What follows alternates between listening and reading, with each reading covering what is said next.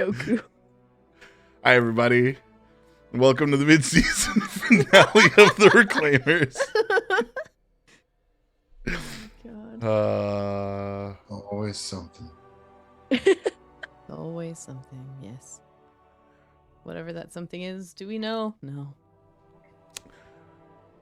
So welcome. Noir is here with us, but he will be down a camera as he is feeling not his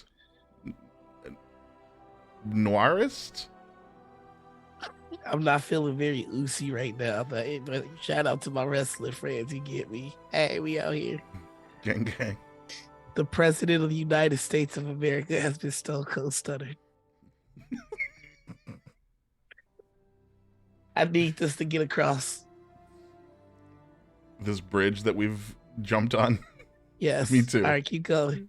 Noir, why don't you go ahead and introduce yourself, who you're playing. Yeah. Right. Yes, I can do who that. Are you wearing? I am currently wearing Target. I'm Noir. You can find me all over the internet as the Noir Enigma. I am playing Virgil. I've been nuked, so I've got that going for me.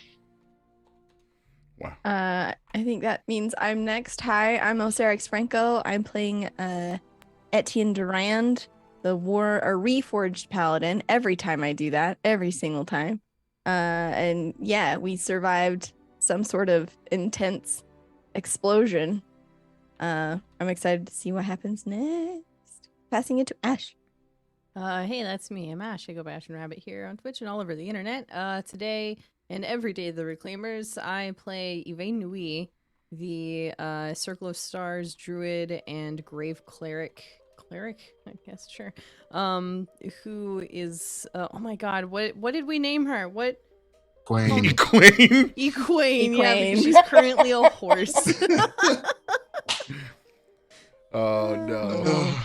It's fucking great, and I love it. Reclaim. Reclaim. The Reclaimers, yeah. Oh no. Oh no. Well. Josh. Hi, I'm Josh. I'm running this thing. This is all my fault. I forgot.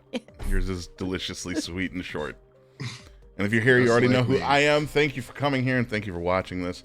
We're just going to dive right into it so we can get as much of Noir as we can possibly get before he dies. Josh, take us away.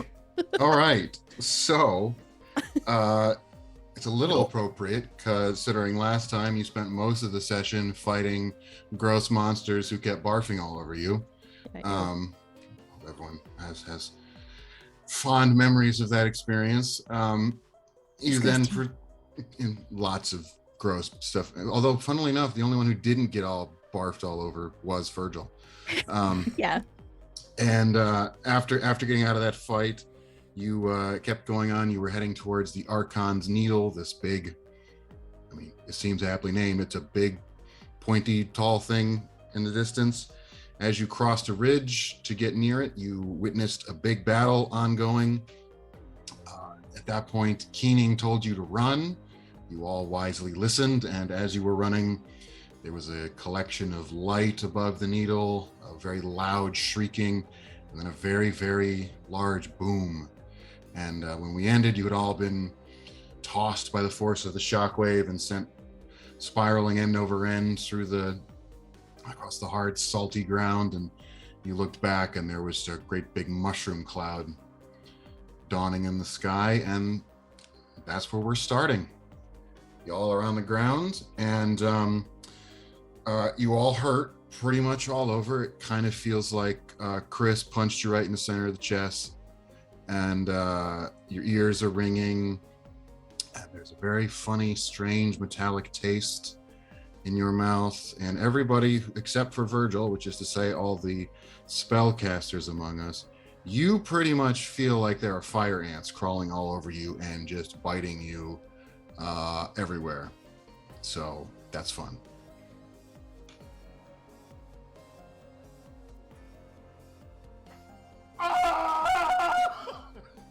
All things considered, that could have been worse.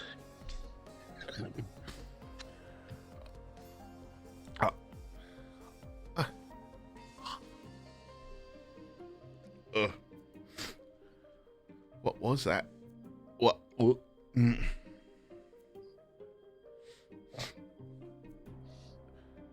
Does anyone have any water or alcohol or paint thinner?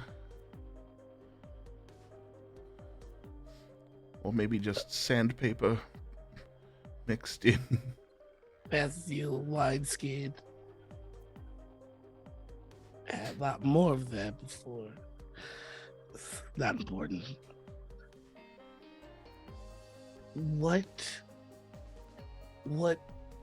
could do something like that? By the way, that itching, burning sensation is steadily subsiding. And now, instead, what you feel is a weird kind of. You're almost kind of going numb all over. It's like putting your hand to yourself, and you don't quite feel it. You sort of feel the pressure, but not the rest of the sensations. Again, this is affecting everyone except for Virgil. Cass falls to his knees and just kind of like sits. I think Etienne, I pick myself up off the ground and try to keep hold of the hilt of my sword.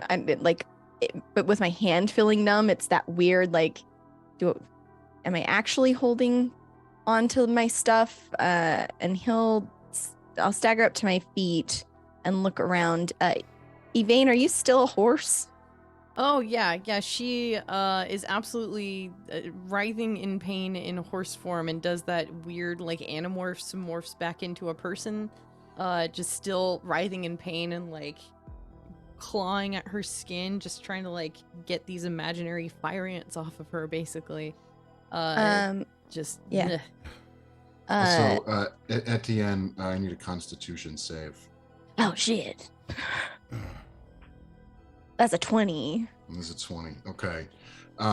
So you've been seeing stars since this all happens, and there is for the brief moment you are stricken completely blind, and then it passes, and you can still see, but again, there's like little errant sparks and flashes that keep sort of popping up here and there.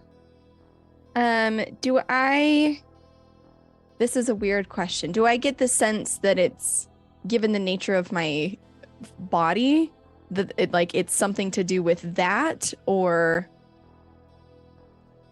I guess you know what I mean? Like, can I ascertain, like, feeling like the mechanisms aren't quite synchronized or something? I'll give you an Arcana check. Okay. A 17. 17. Okay. So what you're able to put together, what you realize is that ever since you guys came to the salt lands, there we go, weird stuff as regards magic has been going on. You know, spells have felt funny. You consistently had those uncomfortable sensations. So what you put together is that this is connected to that larger phenomenon in some way, presumably with the proximate cause of the big explosion, what just happened over there. And all of these things have been affecting you differently. So it's a safe bet that all of your modifications and additions make you additionally susceptible to this stuff in ways that other people aren't. Cool. Hate that. I'm gonna get up and seeing it. Yvain kind of curling up in that pain position is going to go over and check. Just that kind of like staggering walk, because this is fading, but the flashes of light have me kind of turning to look and see if it's danger instead of just things I can't see. And he'll be wincing as well before he gets to Yvain. Are you all right? She's continuing to, like, writhe on the ground. Everything's starting to numb a bit, and she'll calm down eventually. Hair ragged now as she's been fumbling about. Coming to, just, why the fuck is my book? Wait, what was that? I don't rightly know. I'm gonna look at turn to Virgil. Virgil, are you all right? A little shaken up, but other than that, I seem to be fine. It looks like all of you have some sort of itch. Whatever that was, I think the magic here is unstable. It's uncomfortable at best. Burns. Why? Why does it burn? So Chris, who when all this happened, took a knee and kind of like turned around, took a knee, and then kind of leaned into the force of the shockwave. There is a moment where he's getting back to his feet and he kind of staggers, and it just sort of like freezes in the middle of the movement, and it looks for a second like he's going to fall over, but then he kind of jerks and stabilizes and then just stands up straight, facing back towards the needle, and is just standing there. I know we ran a good distance, but I would like to move back towards that rim where we could see down into the valley. Mm-hmm. Yeah. And see what's left. Sure, you can get up there. It's not. I mean, you guys were running for like a minute at most, so you wouldn't. Yeah. Get that super duper far, So it's just a quick jog back up to the top of the hill, and you can look over. Before I leave, I'm just gonna tell everyone. I go take a look. You're welcome to join if you can manage. And he's gonna scurry up and take a gander. Anybody else going with him? Yeah, Virgil will go. Cass is gonna stay seated on the ground where he's at until the feeling completely subsides. Yvain is also gonna stick behind, just try and regather her senses, finding her book and just finding comfort that it's there. Sure. Okay, so the two of you that go to the ridge, it just takes you 2 minutes or so to sort of walk back up there. And as you crest the ridge and look over, it is quite the sight. So when you looking here before all of this happened, remember you guys fought one really big guy who was sort of half crab, half giant, and then a couple of sort of big, burly, covered in chitinous plates dudes. And there were like that times like 30 that was fighting around at the base of the needle. You don't see a single sign of them at all. Instead, what you see is that the entire the big cloud is still there, but it's dispersing fairly quickly. It's sort of mostly above you now, and it's mostly clear on the ground. And what you can see on the ground for 200 meters or so around the base of the needle is that the ground has been turned completely into glass. It's been melted, and there's light, sunlight is reflecting off of it, and there is no sign of anything that had been there before. And the rest of the sort of depression that this tower is built into, there's just dirt and sand and rocks and stuff, but around the base of the tower there's just nothing. It's perfectly flat and has been turned into glass.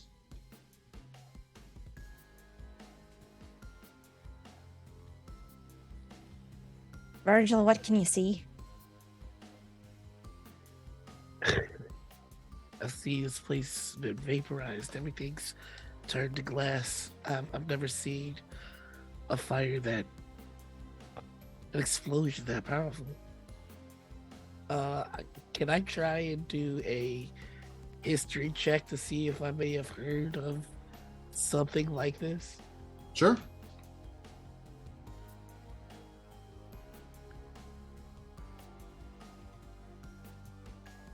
All right. That is a very unlikely dirty 20. Okay. So what you know, and this pretty much all comes from your Beckoner studies, is that supposedly back when the Archon was around and in charge of everything, there were in the same way that Eudaimon has all of these like magically driven factories and all sorts of kind of wondrous machines that make it so the city can even, feed all of its citizens.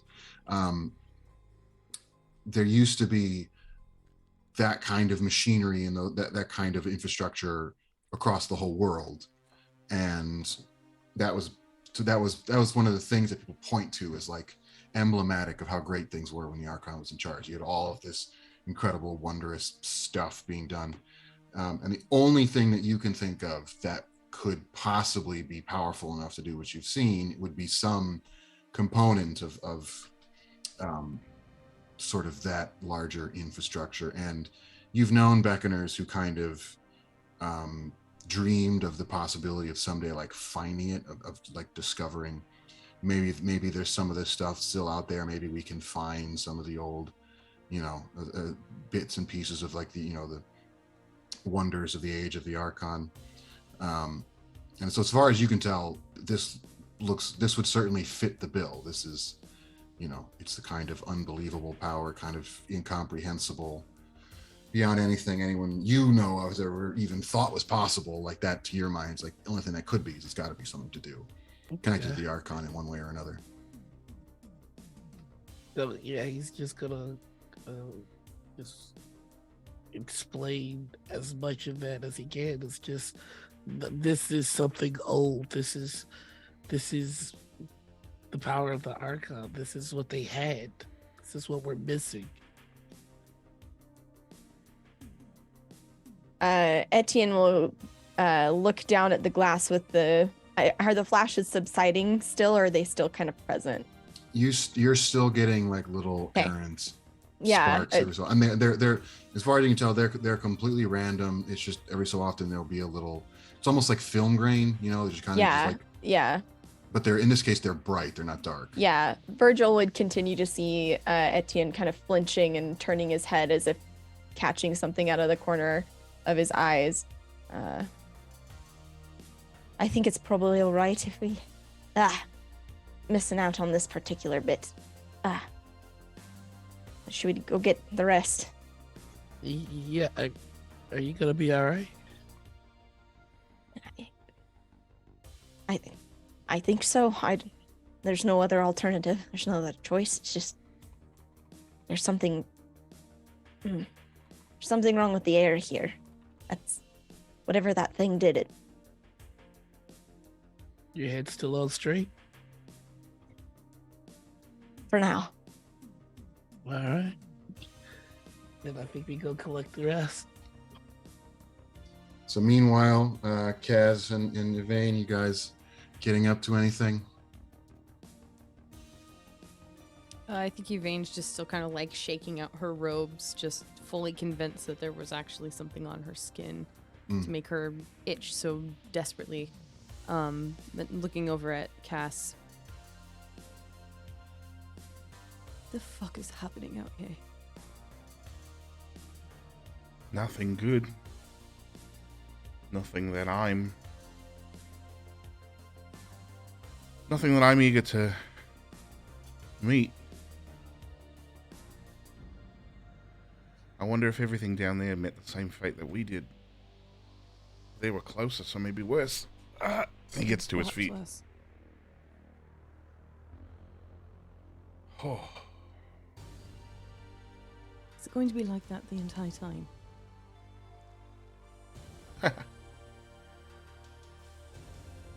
If I said no, would you believe me?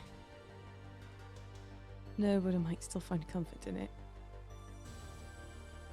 It'll be completely different from here on out. Great. Where did they run off to? Not sure. Virgil, Etienne. You can see them. Oh, there they are, up on the ridge. Okay.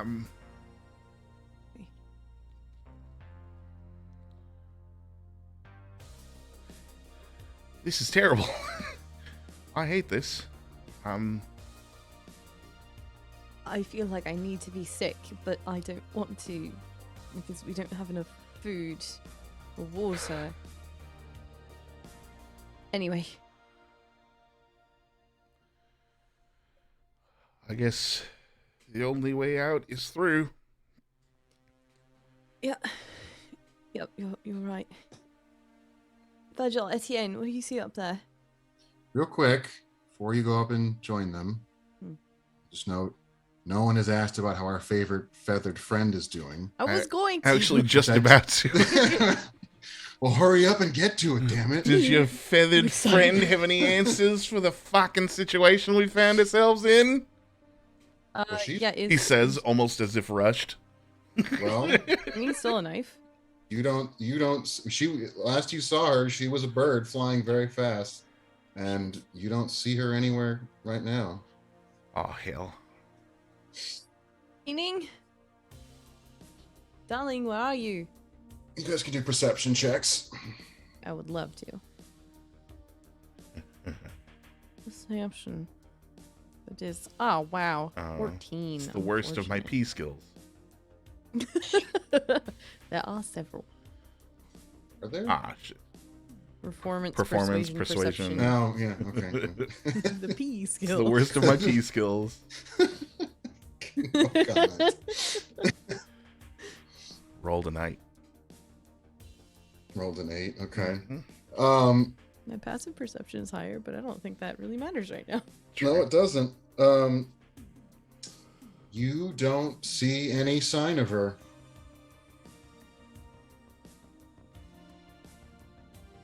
Fuck. Yvain's just gonna start looking around, like in the scabbard, in the folds of her robe, underneath and inside the book, towards any scattered remains that may be in the surrounding area, just chaotically and frantically searching for her friend. Okay. Yeah, because you do see, like, there are lots of things that, you can see, like, rocks and stuff that, like, there's like a trail in the ground, and they sort of in the loose bits of sand, and then there's the rock further down. So, lots of stuff got blown away. And Virgil and Etienne, you basically, from the ridge, you look back and you see Yvain, like, digging through her pockets and, like, flailing around, seeming distressed. And I suppose, Cass, you also see that just right in front of you. Maybe I wished real hard. Do you say that out loud? Yes. It's not funny, Virgil. You guys are a little distant unless you speak. Yeah, up, you're not gonna hear him. Etienne would do a slow, like, turn and look. Like, it's just like, maybe I wished real hard. And we'll put 2 and 2 together and shake his head and say, without that bird, we're not long for this world. And he'll start into a light jog to get back more quickly. Mm-hmm. And there's not up there but glass. What's this? Are we? Is Keening gone? I can't find her. She was in the sky last we saw her. But I didn't see which direction she was headed off into. Terrible. I don't know if this would work. I know I've used this around Keening before. I have the divine sense to sense locations of things, but it's only certain kinds of things. And I've used it around Keening before. Did she ping when I used my divine sense? She did not. Okay. I mean, I guess I would try to look. It's not gonna be great, but Roll perception. 12. Right up the middle. You cannot find her. You do not find her, I should say. If she fell from the sky, it would have standed to reason that she would have fallen into, like, the dirt and salt, right? Can I try, What like... do you mean? I mean, there was a great big shockwave, so presumably she would have been thrown. Pushed forward, yeah. Well, we weren't, like, thrown, were we? We were just knocked Yeah, over. you were. Oh, yeah, you were knocked down and like, you tumbled we were. over. And like I said, you all feel like Chris punched you in the chest. You're all bruised and hurt. Gotcha. This is a bad idea. This is a really bad idea. Do bad it, you ideas. coward. Do it. Etienne will brace himself, and he's gonna turn and look at Virgil. Yeah, I might need you to help me keep my head on straight here for a minute. You just stay close. And I'm gonna try and cast detect magic. Like, I know that the air is just pure fucking shit, but if I can get even just a glimmer of her within my 30 feet, like that, it's a bad idea, but it's the only one I got. Okay. So cast the spell. I need you to roll. I need you to make. I guess this would be. Yeah, roll a d20, add your proficiency bonus, add your charisma modifier. Okay, so D20. That is a 19 plus 4 is a 23 plus my charisma, so 24 total. Okay. So the spell goes off, and what you see. Sorry, when you're casting the spell, as you started casting the spell, there is this sudden rushing, like pulling sensation, as if someone like grabbed you by like your coat or your jacket and just like tried to yank you forward, and you have to like physically resist to not get pulled forward. And then you do manage to close and complete the spell, and then the sensation goes away. And then as you're looking all around, everything around you is like dull, dead gray. Like kind of how I conceive of detect magic working is that it's almost like sort of like a lens goes over your eyes, and you're sort of what you regularly see kind of goes away, but like all the magical stuff is like bright and really obvious. So you're used to sort of the regular world being kind of dimmed, but there's a certain amount of like magic that's always around. So there's so it doesn't look like normal when you're seeing to detect magic, but it doesn't look like this. Like this is as if there is like no, like looking at other people, you see like little bits of light and color sort of centered on their chests. People's magical items like still have some light and color to them, but everywhere else, like the sky above you is like pitch black. The salt is a dull gray. It's very strange. It's not like anything you've seen before when using detect magic.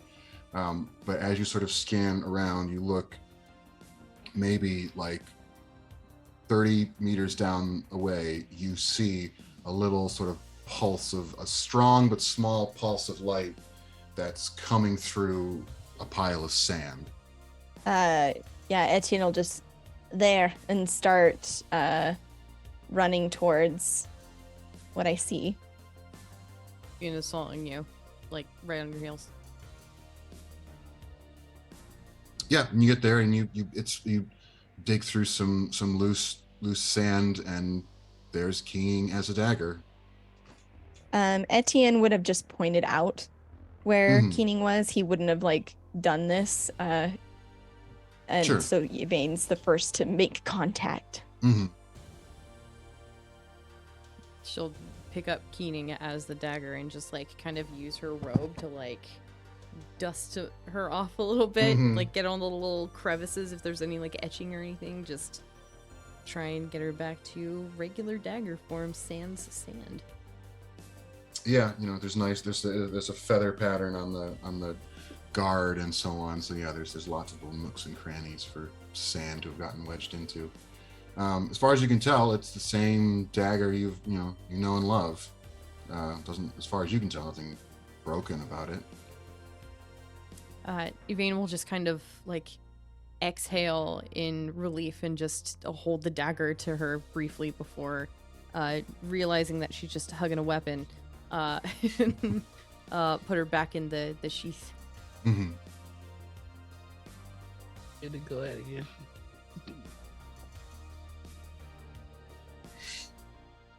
And then Etienne, is the spell still active, or did you let it go as soon as?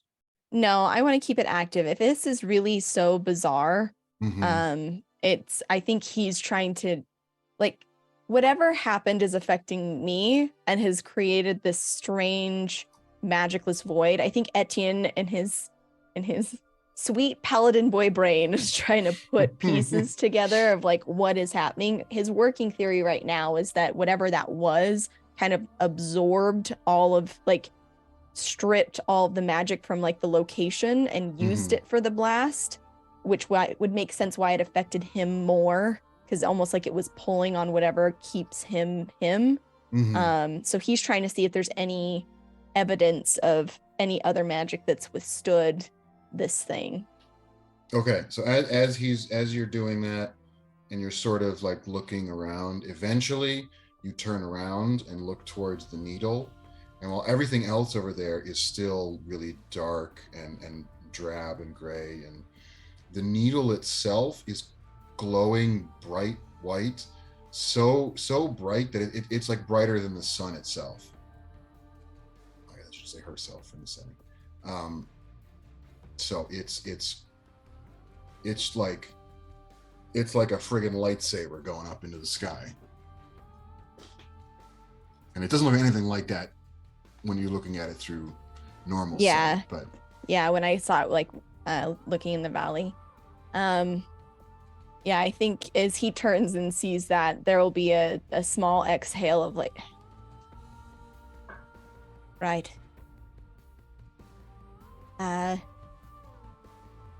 Elaine, Cass, does the tower look different to you? In any way? It's towards the tower.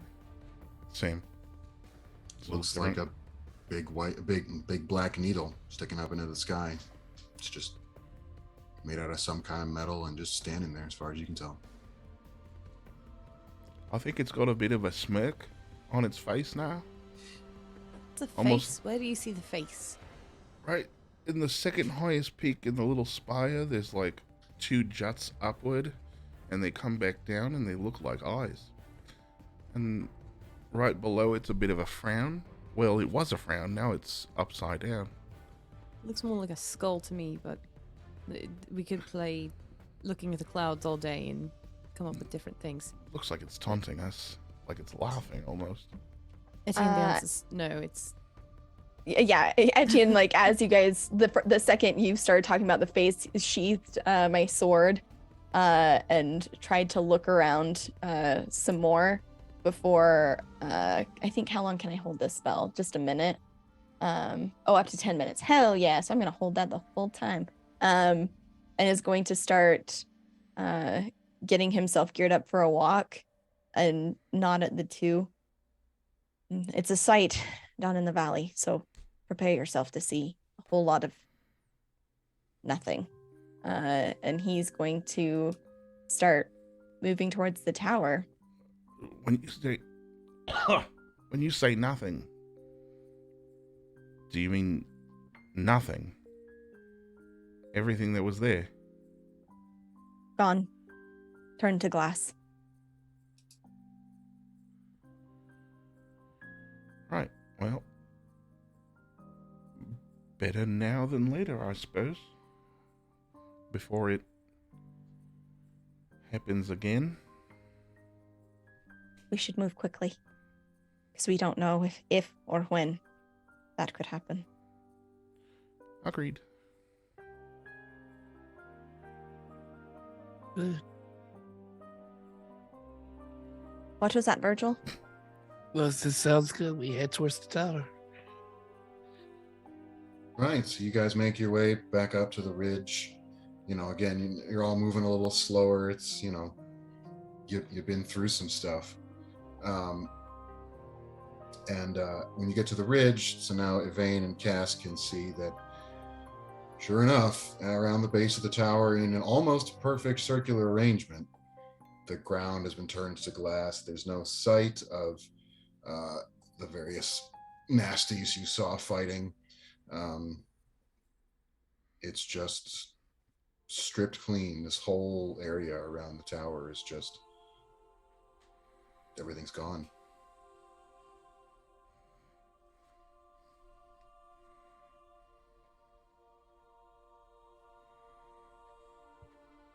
Well, it hasn't happened again yet, so we've got that going. Well, Etienne would ensure that we've got Chris along with us. Referring to Virgil for how that looks like, but I know he was just kind of kneeling somewhere. Yeah, and he stood back up again unless someone tells him Okay. to walk. He's just gonna stand there. Yeah, he would have gave him all the instructions to follow along. Yep, he does follow along. He's moving a little slower. Some of his steps look a little unsteady. There are occasional moments where it almost seems like he's forgotten how to move each leg, but does still manage to keep up and follow you guys. Is it enough for him to notice that that Chris is acting funny in this as well? Oh yeah, it's very clear that something's amiss. Yeah. So magic folk, magic items, all of it's under pressure right now, huh?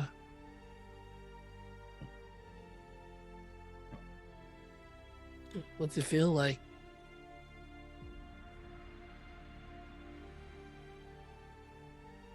feels like this, and he pinches your fucking forearm. Oh, it's not so bad. Picture that, but in every square inch of your skin. Everywhere. On the inside of your skin, on the inside of your eyeballs. On your fingernails. Everywhere. Lucky me. You can take it if you want it. Nah, I'm fine. I don't think you could give it if you wanted to. I think this is a you thing. Yes. All of you. So Etienne, Mhm. those weird flickers in your vision are still happening even while you're looking through detect magic. And as you're looking towards the base of the tower, there's suddenly one very big bright flash, and then you see out of nowhere appear just a whole bunch of those monstrous creatures, and they're all rimmed in light, and you see 4 humanoid figures at the base of the tower, and they seem to be forming up, 3 of them into a defensive line of some kind. They've got weapons in hand. There's explosions of light and going towards the monsters, and the 4th runs back inside the base of the needle, and then there's another bright flash, and you don't see any of that anymore. It's just back to being glass. He would do the head shake, kind of the before turning and looking at everyone to see if like they are acting any kind of way. Yeah, to be clear, nobody else saw anything yeah, or felt yeah. anything different. Virgil be Actually, saying it's just you. Cass and Yvain did feel a sudden like rush of like tingling sensation, almost like both your hands went asleep for a second, and it passes pretty quickly. But that's all that happens to you. What was that, Nora? No, I was making a joke like Virgil would have been quick to let Etienne know. No, it's just you.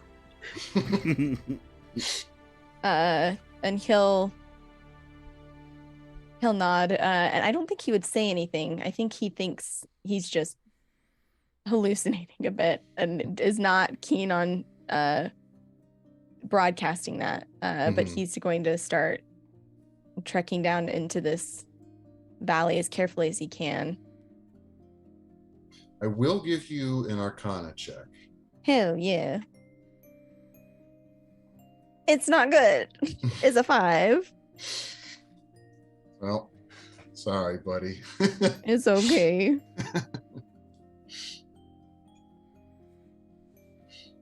So what's the plan? Is it everybody's gonna I think we're start just heading down? heading straight into the thing on the At this point, we want in and we want out before that happens again. So Okay. So, by estimation, it's maybe, I don't know, 2 kilometers or so from the top of this ridge to the base of the needle. So it takes you a little bit to, get down there, not 30 minutes or so to walk, maybe a bit longer because it's because you're all a little beat up. Obviously the detect magic runs out before too long. And you're all heading down, and it's for a while after the explosion there wasn't any wind. The air was all really still, which was weird. There's always been a lot of wind in the Saltlands, and it gradually comes back. If you look upward, the remnants of that cloud that formed are still up there, and it's sort of it's like the stem of the mushroom is gone, but the cap is there, and it's gradually kind of spreading outward and dispersing. And there aren't many other clouds in the sky, so there's just kind of this one thick cloud that is just slowly spreading and spreading and spreading. And this is the day of...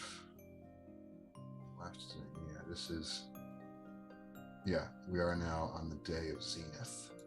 So Ashura is... And we're near the middle of the day of the Zenith, so Ashura is near the middle of the sky, so the cloud is going to eventually occlude her somewhat. And you can actually kind of, if you look further away, you can see like this really stark, dark shadow on the ground that is sort of coming towards you as the cloud spreads over the sun. But after 20 minutes or so, you are at the edge of the area that has been turned to glass. And there's been a metallic taste in the air the whole time. It's now quite strong and noticeable.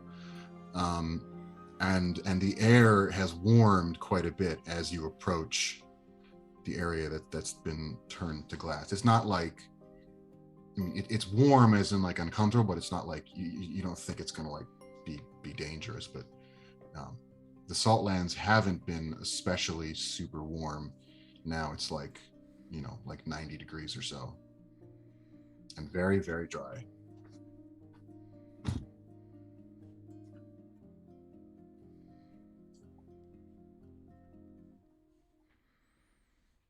I will give a nature check. I would very much like to do that. Well, it was bullshit, so negate that. Nope. You never know. What was the roll? 9. 9? Anybody beat a 9? No, you're right. That sucked. I'll try. Let's just go. A 19. Holy shit. Oh, hell. I got a 9. I got a 9, 19. I got an 8. Okay, so Yvain and Etienne know. Etienne, because I don't know, you met someone one time years ago who told you this. I love filling out Etienne's backstory right now with some good nature facts. You just watch that one Kratz Brother episode that taught him about it. And Yvain knows because she's actually trained in this stuff, but you know that lightning strikes can like create like natural glass, that this is a process that can happen. Glass in like most things in Eudaimon, it's made in the glass factory, just in the same way that biscuits are made in the biscuit factory. Everything comes from some plant, some machine in the city, but you guys know that glass can be made by natural processes, and this looks kind of like that, just on a absurdly massive scale, way bigger than any strike of lightning could ever achieve.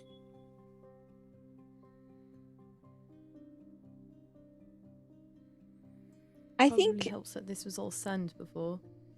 Now it's just stark glass. Weird. Fascinating, but weird.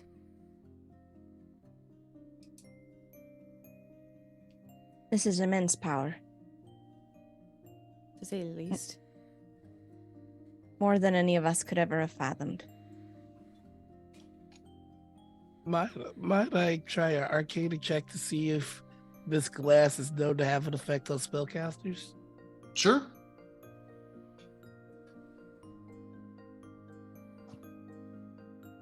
I rolled a 10. Roll a 10. Okay. No, I mean, yeah. This is all. This stuff is all outside of anything that you've experienced. Can we see the glass? Like, are they still intact in their own shape? Oh no. Anything that was here, like It's just like a flat It's- plane. yeah, it is literally just a flat plane of shockingly smooth glass. And if anything was here before, there's no No you know dust everything's or here anything before. like that? There's no signs of anything. No. Is it frail? It Or brittle? is very hard. I mean, if you like try to step on it, yeah, it's very hard.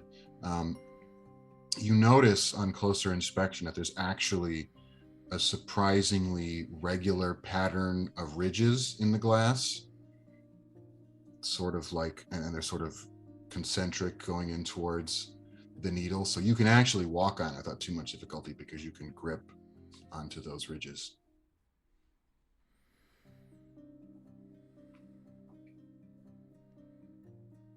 Wonder if it's worth taking any of this.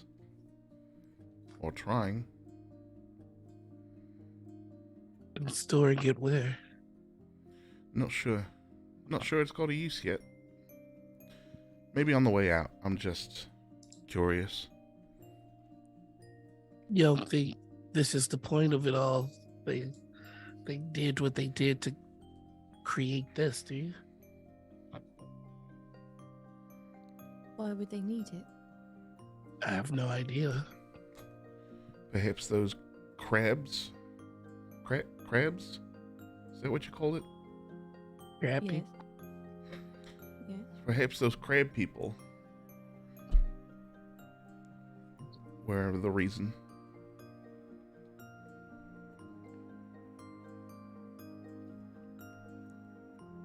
We Or only perhaps it was just the sake of destruction. faced off against what? 5 of them? I can't imagine what would happen if we needed to face off against 30, 40, or thousands as it seemed from the ridge. That's just it. What was destroyed here? There was just nothing as far as the eye could see. Why here? Answers are probably inside. Which probably means another fight. True. Try not to get vomit everywhere like you guys did last time. That was real gross. If I'm to make an assumption, the creatures inside couldn't possibly be the same size. Otherwise, why would they need such power at their fingertips? Why wouldn't they be out here fighting themselves? It looked like a siege. An army, an invading army. At the base of the tower, there was the 4 beneath. And Etienne's going to gesture as we're continuing to walk closer to the entrance of the tower. They were holding a line. Whatever it is that they wanted seemed to be in there. Or perhaps someone was trying to stop them from getting in there. Either way, our answers are in there. I'd like to get a closer look at where they were standing. Virgil, you are keeping track of, and this is just sort of something naturally you do, that as the 4 of you are walking, you're stepping on the glass. Some of those ridges are, sorry, hold on 2 seconds. No worries. So I'll just pick up where you left off. Virgil, you are gaining 5 more levels. Apologies. I'm back in control. All right. So you're keeping track of, as the 4 of you are walking, you can, you're sort of crunching those ridges. Everybody's footsteps are making sounds, and you're sort of keeping track of, okay, here's these, you sort of know who each person's steps are. That's just sort of how your brain is wired. And you notice suddenly that there is a 5th set of footsteps. I guess Chris is a 5th, but so excluding Chris. Now the 6th set of footsteps that is coming from close by the tower, by the base of the needle. Okay. This is where I wish I had message. Oh boy, I'm just gonna kind of give the party like a silent warning, like, hey, we've got footsteps behind us. So just like what, like raise a hand to tell everyone to. Yeah, Yeah, we I can't think we would. see. I think we would have. Well, I mean, I'm not actually doing it, but I think I would do like this, and I was like, no, but I think they would have worked out basic hand signals for this kind of stuff. Oh yeah, from when you guys were like spent a month training and going through the trials and Yeah. stuff, you would have worked out. I like to some- imagine it looks like this. Woodward. I'm just doing the Humpty dance the whole goddamn time. Well, okay, you all stop. Chris keeps walking because no one told him to stop. Good. I would but- tell him to stop. good walk Okay, through Chris the wall. stops, and everybody can make a perception. Come on, baby. A 13. 18. 28. 22. Okay, everyone except for Etienne sees emerging from the base of the needle and sort of like a quarter turn away from where you guys are. You see emerging a tall humanoid who is covered in black scales and has some sort of has a crest, a fin on the top of their head. I grab the lots of elbow of Etienne that's flaky on the bits. side facing that way, and I like turn him. Now, I should say, you all recognize immediately that this is a drake. The player's handbook calls them dragonborn. I call them drakes. These are, as among all the different peoples in New Diamond, drakes are actually a pretty large population in the city. Of Toronto. And God damn it, more.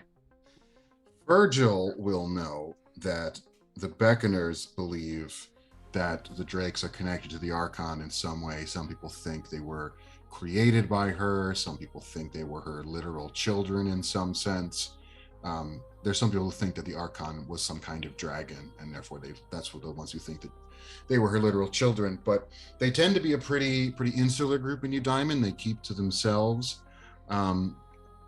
But one of the things you would know about them is that the Drakes have no obvious external signs of gender or any kind of like sexual dimorphism, and you all would know because again, you've all dealt with Drakes, you've all met them at some points in your time growing up in New Diamond. That in their natural tongue, they actually don't even have a word for it. They instead just refer to themselves in terms of color, and that in dealing with other people, that they tend to sort of take on one particular gender persona or another. So there are Drakes who go around and act masculine. There's those who are feminine. There are those who are neither. The term for that in New Diamond is thirdborn. There's all sorts of, so they're a whole interesting group. And this one who's walking, and you would know that there's the different colors and the chromatic drakes, just like the dragon, just like you'd expect from normal D&D stuff. And this particular drake is a black drake, and is walking around and looking very intently, as far as you can tell, just like straight at the glass, a few meters in front of him. They're just kind of looking around.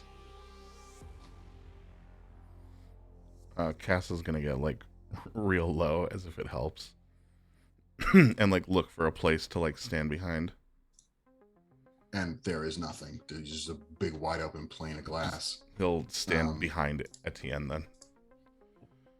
I should also say that this drake is carrying a big two-handed sword, currently kind of just slung over the shoulder in one hand, and is not wearing Is wearing sort of basic armor, and is all it presently still mostly covered in assorted bits of gross green guts and goo from which looks familiar from what you guys were fighting last time. I'm gonna train an arrow on him and go, this is the part where we generally make introductions.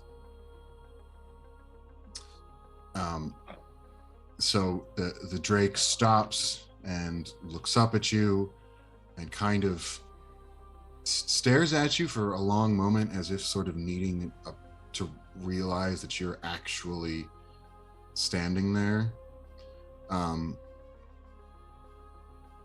And then seems to sort of just lose interest in you and keeps moving and looking at the ground and seems to spot something and moves very quickly and then picks up a sword from the ground and picks it up and hugs it close to the chest. Can I, now that I see this Drake, I want to try and understand, like, is it what emotions are I can like detect, like in their the physicality of them? Like they picked up the sword and they're hugging it. Do I get the sense that it's like a desperate hug, a like, oh shit, I just found this thing? Like, I want a vibe check. Yeah, you can do it. Give me an insight. It's a 15. 15. The sense you get is that the Drake they are relieved to have found this sword, and this sword is important to them in some way. And after a couple seconds of holding it close, the search resumes, and they are just looking around, kind of moving around the base of the needle, looking at the ground. Is there any way I can confirm whether or not that's the sword of the Archon? Well, you have no idea what the sword of the Archon looks like. That is true. So you cannot. However, I will give everybody an intelligence check. Yeah. I know it's not everyone's strong suit, but Yeah, I'm a real dumb boy. Just for straight intelligence. straight intelligence. I almost rolled a 20, but instead I rolled a 15. 8. 19. 9. Okay. Well, the difficulty was a 10. Damn it. So I'm the smart boy for once. those who meet or exceeded a 10 will remember that when you left the city of Blossom, you were given something that you were supposed to present as a gift to someone called the Last Guardian. And you were given a sword. That's right. You do still have it. Yeah. Ooh. And the swords that this person is picking up from the ground look an awful lot like that sword what you were given. All right. Then I am going to call out again, lower the bow, and pull out the sword.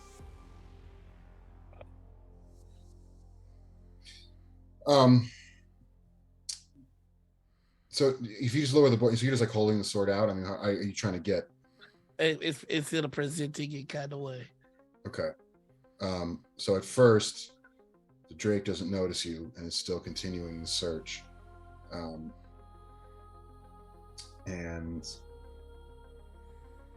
then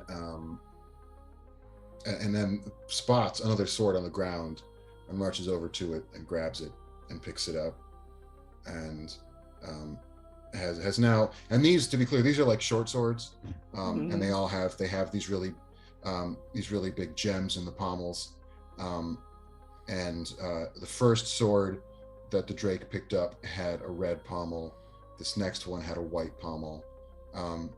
The pommel on the sword that you have is just a clear gem. It doesn't have any color to it.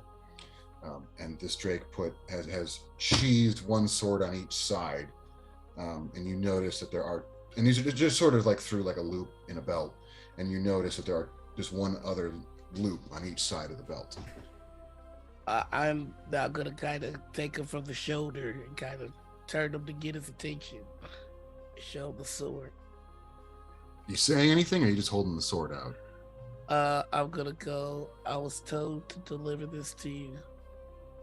So that at that the Drake stops, turns slowly towards you, eyes settle onto the sword, and then they say something very forcefully in a language you don't know, but at this point you can recognize that Drax. they are speaking Drax. Yeah. And you've learned a few words, but you have not learned.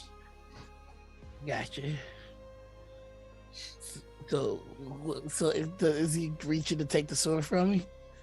He's still a ways away. You guys are Okay. distant. He's not approaching you. Okay, yeah, I'm approaching him at this point. And I should also say that as part of the way that Drakes perform their gender, part of that involves like clothing and how they just, I mean, as most kinds of gender work, right? And so getting a closer look at this guy, you now know that this guy he's presenting himself in a masculine role. You can tell that from just sort of the one of the common cells. Most Drakes wear earrings. That's what part of something that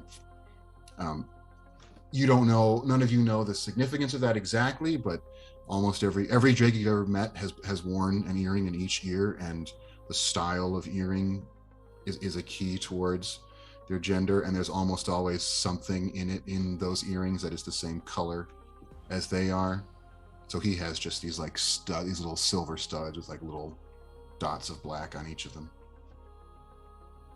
And he will take a step closer, and he will take the greatsword off his shoulder and kind of just stick it into the ground beside him, and sort of staring you all down.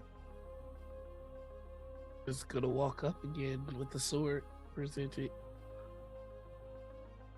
As you get closer, you can tell he's favoring one leg over the other, and one side of his armor is and sort of the tunic underneath the armor is wet and dark. Pretty much everything he wears is black, but you can see that there is now blood on one side, and his breath is a little bit quickened than you would expect for someone who's just walking around. But when you like hold the sword out, there is a moment of staring you down before quite quickly he snatches the blade out of your hand, or will try to grab. I suppose it depends if he'll try to grab it. He grabs the blade with his gauntlet and tries to take it out. I don't know if you're holding on. No, I'll let him take it. Okay. He's very strong, so that's probably a good idea. Are you all right? You look injured. May I? He's staring you down. He takes and actually what he first does is he grabs and he grabs the blade and he looks at it and he actually lets the greatsword fall, and he's just holding this sword in both hands up close and staring at it, and he's staring at that pommel gem. And as he's staring at that empty blank gem, like now that you can see all these swords up close, you can tell that the other gems, not only are they more brightly colored, but like there's a kind of like slow swirl, as if there's like different kinds of liquid. Like one of them is the color and it's kind of shifting around. And this one that you gave him is just like totally empty. And as he's staring into it, there are tears start rolling down the sides of his face and just sort of zigzagging through the scales of his cheeks down to collect his chin and drip down. I'm just gonna say I think that's worth the conversation at least. He says something in Drax to the blade. It's very softly, and he brings the blade up to his lips and he kisses it, and then he slots it at his side. He picks up the greatsword. And again, he's not it's just holding it. He's not in any way threatening you guys with it. He looks over at you guys one by one. And then he says something in Drax, and then dips his head, and then turns and continues his searching. Well, hold on, wait. He says something in Drax over his shoulder and keeps going. Yvain's just kind of absent-mindedly holding onto the hilt of Keening in dagger form, recognizing this Drake having like a personal reaction to seeing these weapons, Mm-hmm. and just thinking like 30 minutes beforehand, her doing the exact same thing with finding Keening. And how visible is Keening right now? Is she like, I don't know when she's like underneath folds of robes, or she's just at your side? Yeah, right there? she's very nearly always hidden, like Okay. ease of access for Yvain because she knows how Mhm. her robes work, but hidden in such a way that she's just kind of like feeling for the hilt through the robes. Okay. So yeah, the Drake is going to continue his searching. Cass is gonna jog up next to him and try to cast Cure Wounds, but he doesn't want to like just jump scare the poor guy. Mm-hmm. He's gonna like jog up next to him and try to get within the front 45-degree angle of his view and like put up his hands and try to cast it on him. Okay. I need you to roll a d20, add your proficiency bonus, and add your charisma to it. I never wanted Fireball roll more than I do. Proficiency Right and now. charisma. I'll just do a charisma roll. Fuck this. Right. 27. 27. Okay. Roll So a as you start casting the spell, there is a sudden, again, as if someone just grabbed hold of you and pulled you forward, and quite forcefully so. You actually like stagger forward, and the Drake kind of jerks to the side reflexively, and then seems to relax as he realizes that something's going on. And you manage to sort of marshal control and complete the spell anyways. And then you sort of hold the charge, and it's kind of glowing in a certain way, as like healing magic does. And seeing that, the Drake kind of relaxes and just sort of steps closer, and you can press your hand to him, and you can let me know how many hit points you healed him for. All right, I'll give him a whopping 12 hit points. Yeah, I mean, he kind of like takes it in and sort of lets the spell wash over him, and then nods to you and says something in Drax, and he keeps looking. And after just a couple seconds, he spots the final sword and sort of runs over to it, moving a little quicker now, a little easier now. He's no longer favoring one leg. And he grabs the sword and he picks it up and he hugs it and he slots it into his belt. So now he has all four by his side. Then he turns where he is and he looks over all of you, kind of through narrowed eyes. And then he says something, and it's pretty clearly a question. At least you would assume it's a question. He ends on a raised intonation, which in common is how you ask a question. Uncertain if Drax grammar works the same, but it seems to be a question. Of course, none of you know what he said. And if nobody says anything, he'll ask it again, a little more forcefully. Cass is gonna reach into his bag and pull out a vial of that like pink fluid that he's constantly brewing. And he'll take a sip of it, and he's gonna use universal speech. And he's gonna speak to the creature, saying, "We don't quite grasp the intricacies of your language just yet. Do you speak anything besides Drax?" Yeah. So I understand this feature to be that you're doing it. You're talking, but there's also you're doing like hand signals. You're pantomiming. You're like trying to. Well, they can doing all these- magically understand what I'm saying regardless of language. Right. So like Yeah.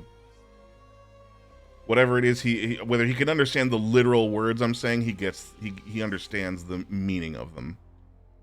Yeah, and he looks at you and he sort of nods, and then he says the same question again and looks to all of you. Are you And asking our names? And he shakes his head. And he says the question again very slowly, one word at a time. And then he sticks out his tongue and he points at it. And then he points at it again. And like he keeps like poking at his tongue. He's like, to all of you guys. Are you asking if we're hungry or thirsty? Shakes his head, looking kind of frustrated. Didn't we get something to help with like the tongue spell? Nope. I don't think we did. I'm trying to remember. We got vitality potions, mother's milk, or whatever it was. Mother's mercy. Mother's mercy, which is another healing potion. And then we got some like herbs and spices. Yeah. Food. And dark vision stuff. Yeah. Oh, okay. Etienne's going to not breaking away from looking at the Drake. Mm-hmm. Cass, I think he's asking maybe if we're hungry. I just asked him then. He said no.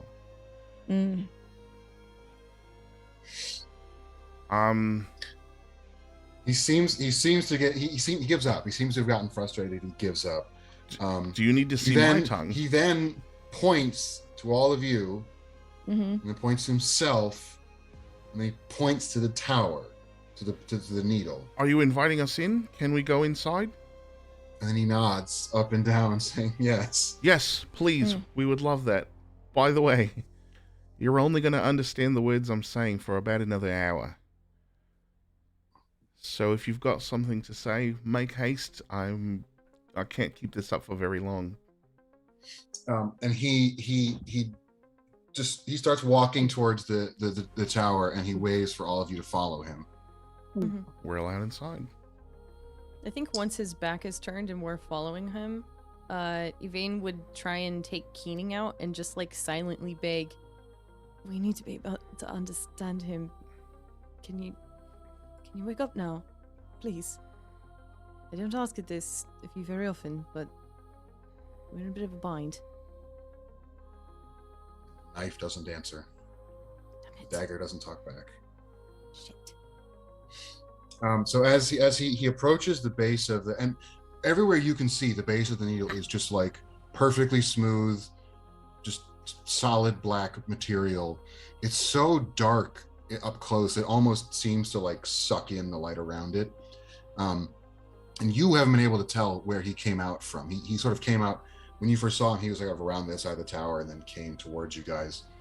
But as he approaches, he just says something in Drax to the tower and waves his sword, and then a piece of the wall is just not there anymore. And there's an opening big enough for medium-sized and smaller creatures to go through, and it leads into this sort of metal hallway that's sort of going into. Can I try to remember what he says when he does that? Give me an intelligence. Oh no. Hey, 21. Yeah, you get the words. So you all, he goes up to the door, and you all approach, and he looks at all of you, and then he looks at Chris, who is way too big to fit. Chris is like 15 feet tall, and this door is like maybe 6 feet. Like this dude is gonna have to duck to get through. So he looks at Chris for a second, He strokes his chin. And then he says a very long stretch of Drax while placing one hand on the tower. And then there is a sudden rush of frisson in the air and tingling all over, and a sound like a groaning of gears and like metal banging against metal. And Chris, in a matter of seconds, goes from 15 feet tall to 3 feet tall. Made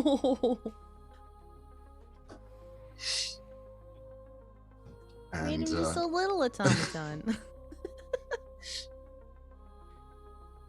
and there he is now standing right behind you all. Ah. And and the Drake gestures into the doorway and invites you all to go in. Cass is gonna glance real quick between the robot that is now 3 feet tall, that is now gnome size rather than giant, and he's just gonna glance back and forth between it and Virgil like a few times. Virgil does the same thing, he just follows. And almost tiptoeing behind Virgil, he'll follow in the door, not taking his eyes off the automaton. Okay, so everyone files inside. Mm-hmm. Okay, so you all go in, and the Drake goes after you, and behind him, and I should be clear, the only light in here was coming from outside. So he goes in, and the door rematerializes behind him, and you are all plunged into pitch darkness. And on that note, we're going to take a quick little break. Oh shit! I'm not ready. Hold on. Yeah, we'll be right back. Don't go nowhere.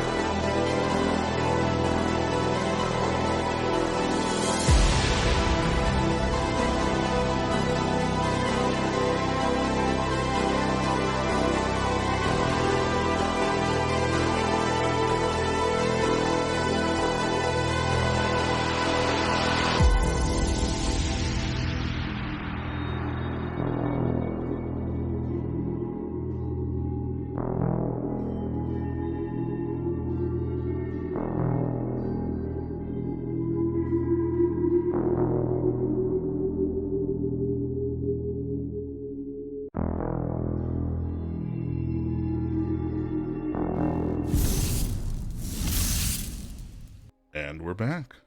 Josh, without further ado.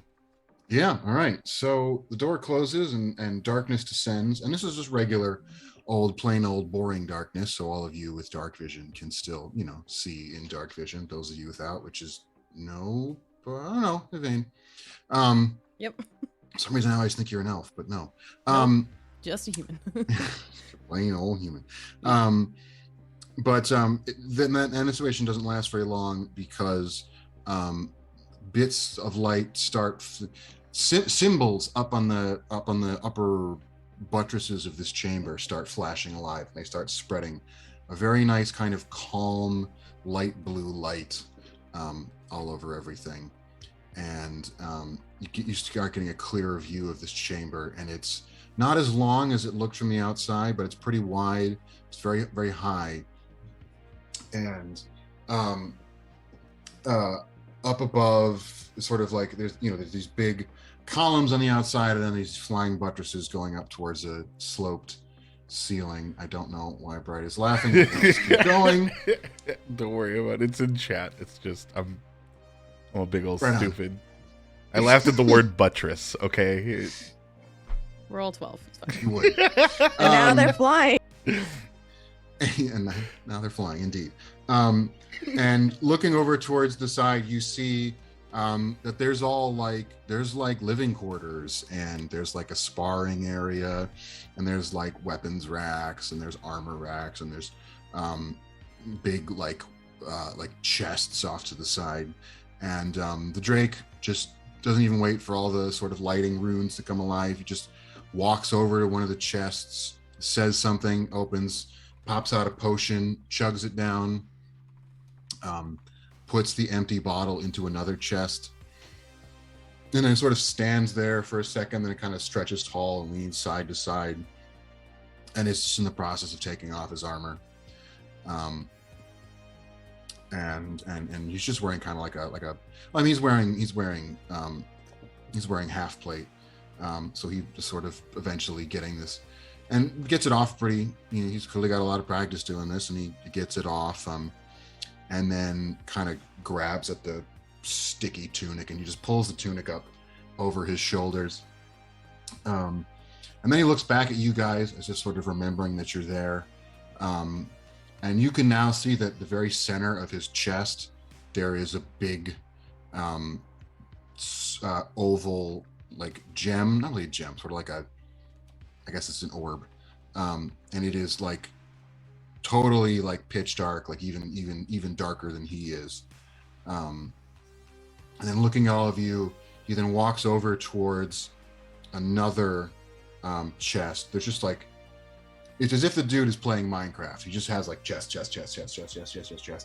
and none of them are labeled, but he seems to just know what's in each one. He goes to one, he opens it by saying a word, and he pulls out at first 5, and then he looks at you and he slides one back, and he has 4 gems in his hand, 4 little like glass like teardrop shaped things, and he walks over to you and he holds them out, and he points at it, and he points to his mouth, and then he points to it, and he points to his mouth, and then he offers his hand. Without hesitation. Throws it in his mouth. Yeah. I'm a sleight of hand this one. Meaning you're not going to take it down? Nah. Okay. You can easily pull that off. I think we have to roll. That's okay. You're gonna, yeah, it's fine. So the other 3 of you swallow it down, and it's pretty big as far as like a pill goes. So it's kind of like hard to get it down, and it's kind of unpleasant as it's going down into you. And then you can kind of feel it making progress. It's not the most comfortable. God damn it! But there reaches a point maybe about halfway down your esophagus where there is you can kind of feel it, something break, and then there is this a very pleasant warm sensation running down, as if you had like a really nice drink of whiskey or something just kind of running down into your esophagus. And then you start feeling Handsy. Very rapidly, you feel kind of euphoric and drowsy, and you get a little bit giggly. And all of this affects Etienne, but just a little bit kind of sideways. So you're not getting as giddy, you're just kind of getting drowsy and slowed down.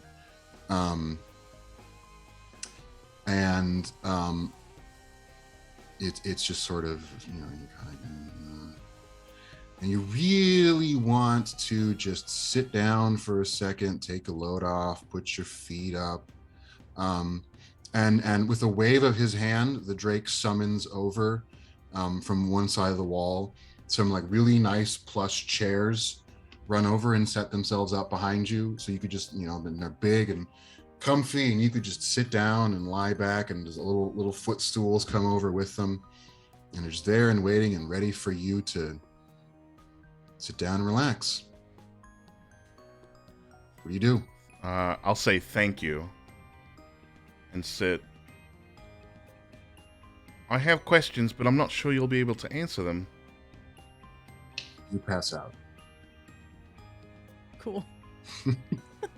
And what is Yvain doing? Just being overwhelmed with, the tiredness that's washed over her. Being like, cool, beanbags. Yep, you sit down and you pass out. And what is Etienne going to do? I feel like we just took candy from a stranger, and I'm nervous about it. Etienne's not is going to look at. I'm watching as Cass and Yvain settle into their seats and immediately go to sleep. I'm gonna look at Virgil, and then back at the Drake, a little bit confident because I know I don't really sleep. I think I'm just gonna stand behind the chair with like my hand on the back of it, trying to kind of keep my bearings to make, because I don't know that Virgil didn't eat his thing. So and what is I'm gonna Virgil try doing during stand all this? watch. After watching the first two fall, it was just all eyes on Etienne like timber. But also he's got his eyes on the Drake. Mostly this entire time he's been looking for any signs of thieves' cant around here. Okay. Yeah, and you don't spot anything. This is all. Your impression that this is like some kind of barracks / it looks like it could almost be like a religious location. Everything is fastidiously kept. It's spotless. It's it's all meticulous. Yvain and Cass, you pop back awake, sitting in your chairs, and you feel a little fuzzy, a little woozy, but not bad. And the Drake looks over at you and he says, "How are you feeling?" I thought that's what that was. Well, real quick, Etienne and Virgil, Yvain just spoke Drax. Cool. Oh, that was a dirty trick. Etienne's just gonna look at the chair. And it's gonna do his best to he'll look at Virgil. You're putting two to two together, aren't you? I think as you say that, you just see Virgil flick the pill and swallowed it. Yeah, so you're gonna have the same experience over the next minute or so. Yeah. Etienne, it's different for you. You don't pass out. Yeah. Instead, you have like sudden spasms in various limbs, and are sort of, that sort of forces you back into the chair, and then you're just kind of jerking there for a bit, and then you have flashes of sudden images coming in front of you, and they're coming so fast it's hard to keep track of them, but you see like a green field and a bunch of kids gathered in front of someone, and you see like a chalkboard in the shade of a tree on a sunny day, and an adult in front of these kids is pointing at different symbols on the board and making sounds, and the kids are repeating them back, and it's like going back and forth and back and forth. And then there's other flashes, and you see slightly older kids, and they've all got slates in their hand, and they're writing the symbols. And as these flashes keep happening, you realize that you're not seeing it from a distance. You're seeing it from the perspective of one of those kids, as if you are a pupil at this. At one of these lessons, and among the final flashes that you see the last lesson you see is on a ship that is sailing out across this vast sea of green blue waters. It's a perfect day. The sun is bright overhead. There's a heady wind. And the same teacher, and now you're among this crowd, and they're standing, and your point of view is almost the same height as the teacher, so you're now almost an adult. And as the teacher is going through a lesson, teaching some of the finer points of Drax etiquette, specifically going over a lesson about how you are supposed to address someone in the honorific case when you're addressing someone who is ahead of you in station. And in the distance, ahead of the bow, you see a black straight line protruding from the waves, the tip of the Archon's needle sticking up into the sky. And when you see that, the last vision fades away, and you come back to yourself in that chair, and the Drake is looking at you and says, "Most curious. I've never seen one take to it quite that way." Etienne's going to grip the arms of the chair, kind of in that, like, trying to ground himself in this moment, before tilting his head to the side, and looking at the Drake. Those memories are not mine. "No, indeed," the Drake says. "They have been given to you all the same." And when Etienne says memories, Kaz and Yvain, you remember being a student on apparently like pre-everything going wrong Ismany, and learning how to speak Drax. Like, these memories are in your head, the same things that Etienne saw. You didn't really see them unfold in the same way, but like, if you think about like that time I was a student and was learning Drax, like, you can remember it. And it's, it wasn't you, like you can tell, but it's also it's as clear as any other memory. Well, that's interesting. And he says that as Virgil sits down into his chair to do his 6 seconds of unconsciousness, he'll put a palm over his forehead and prestidigitation, just a bright pink dick on his forehead. That's quite interesting, you say. I guess this makes it easy to answer questions. So everyone else who watches him draw that, what Cass doesn't know is he did not, in fact, draw a phallic symbol on Virgil's face. He drew the Drax glyph for a male member on Virgil's face. Amazing. And you will also notice, looking around, that the walls and the buttresses, every bit of space in this place, except for the floor, is covered in Drax glyphs. Where are we exactly? How did this place come to be here? He says, "First, I think perhaps we had better have a proper set of introductions." And he places a hand onto that gem in the center of his chest, and he bows, and he says, "I am the last guardian." Right. Yeah. Casimir, And he kind of sounds it out like Casimir. Because remember, everything else everyone is saying is in Drax, and so he has to kind of get his head around the pronunciation. Yvain. Yeah. Yvain. Etienne Durand. Etienne Durand. And at this point, Virgil wakes up. And everybody around you is speaking Drax to each other. But you kind of don't realize it necessarily because you understand everything they're saying, but you also do you catch on pretty quick that everybody can talk Drax now. And Sleepyhead over there goes by Virgil. Virgil. Pleased to make your acquaintance. I am indebted to you for returning that which was lost. And he taps the blade at his side that you brought him. What are they?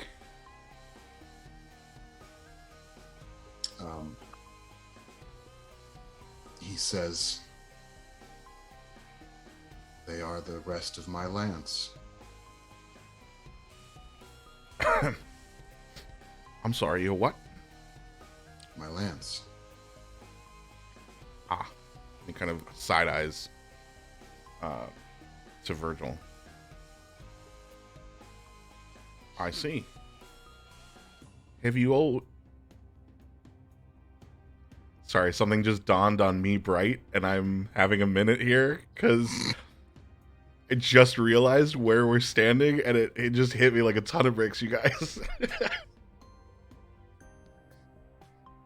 Oh. I know where you think you're standing. No, I'm pretty sure I know where we're standing. I'm pretty sure you're pretty sure too.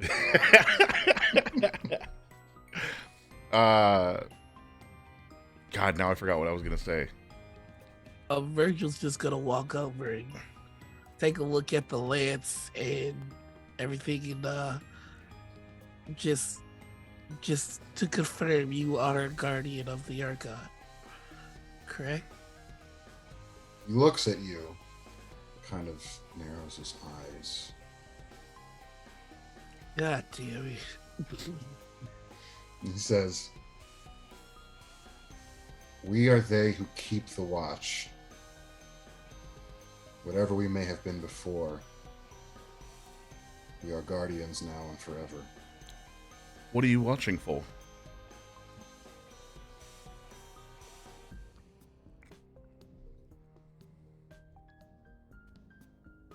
It's all right. You can tell us. We protect this place. Oh, hello, cat. Let's go. Sorry, I kept getting little tap tap taps on my elbow because she couldn't be bothered to like figure out how to climb up herself. So No, sometimes you need to ask for help. Yeah. Yep, yep, yep. Mhm.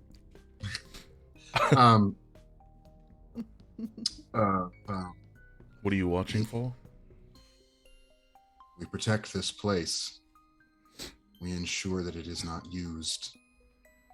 Well, I hate to break it to you, but you just used the hell out of it all over this area you're sitting in. We did what was necessary.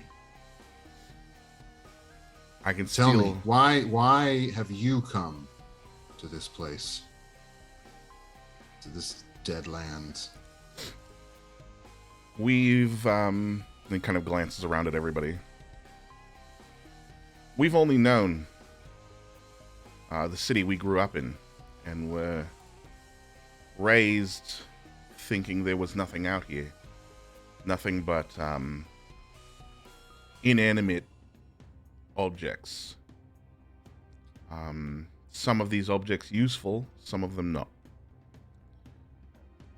We were sent out initially as a party to look for useful items.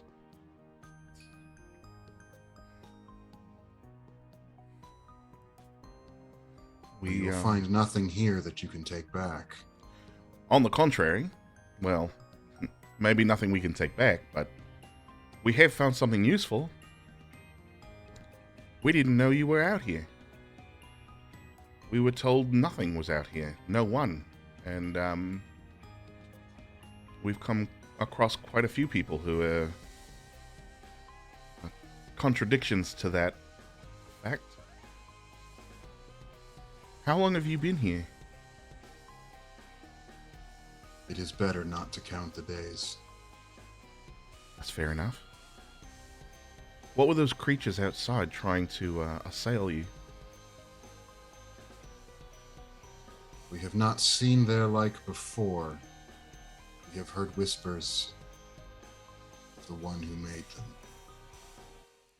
We have listened with great concern. That be the gardener. The names we have heard are Father, Sire, Maker, Redeemer.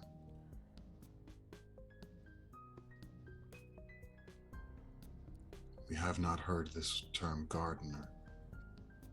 Since I have a personal knowledge of learning Drax now, as if I experienced it, would I know that those titles are enough of a similarity that through the ages it would have translated to modern language as gardener or You can make caretaker? that supposition, yeah.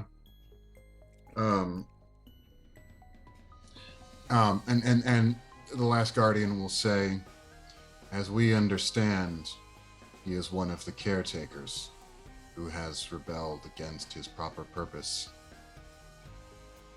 and seeks to make of himself an Archon. An Archon? Aye. Not the Archon. Before there was one, there were many. Bloody hell. Is that news to me? Oh yeah. No, as far as you know, like Archon is a singular title. It would be like someone saying like before there was one god, there were many gods. Like that would be like, Yeah. that would be unthinkable. It's like sort of like a modern monotheist, right? Yeah, as far as you know, like there's just the Archon. Nobody else ever deserved the title. And, she used to be in charge of all the world and everything was good. And now she's not, and everything sucks. I think y'all just see a very exhausted Virgil take a seat somewhere. That's a lot of new information to contend with, aye? What purpose does this place serve? This is an etheric accumulator. It served a mighty purpose once upon a time, but the infrastructure it existed to support crumbled to dust ages ago. And Cam, can I get that one more time? Sorry. Etheric. Etheric accumulator. Bobulator. As in something that accumulates. Perfect. Thank you. Eric's. Yeah, And what did you say? What is the purpose of Eric's tomb annihilator? Kind of just looks at you and sort of humor. I almost remember it. You will remember now what this place looked like once, with the crystal sea to cool its operation. And you have apparently seen firsthand what happens in the absence of such cooling. So that's what happens when this thing gets hot? When it is activated. Did you activate it? Indeed. It was the only way to repel the assault of those things. No, I imagine, 1 versus 1,000, nearly killed us in the process, but that's not your fault. You didn't know. I would ask that as we leave here, you not activate it for at least 45 minutes. We'd like to keep breathing without fire ants in our lungs.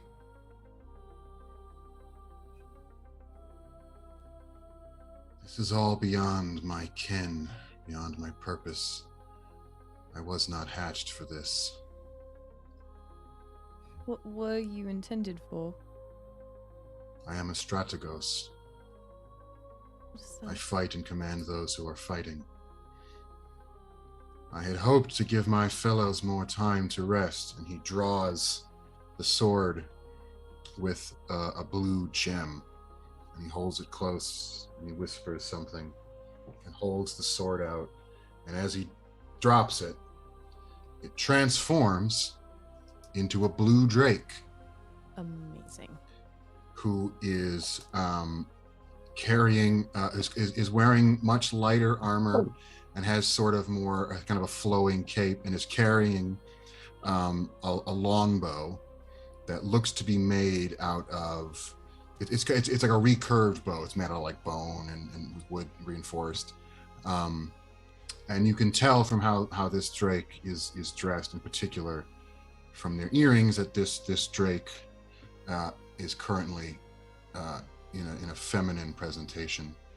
And she immediately like stumbles forward and looks very drained and tired.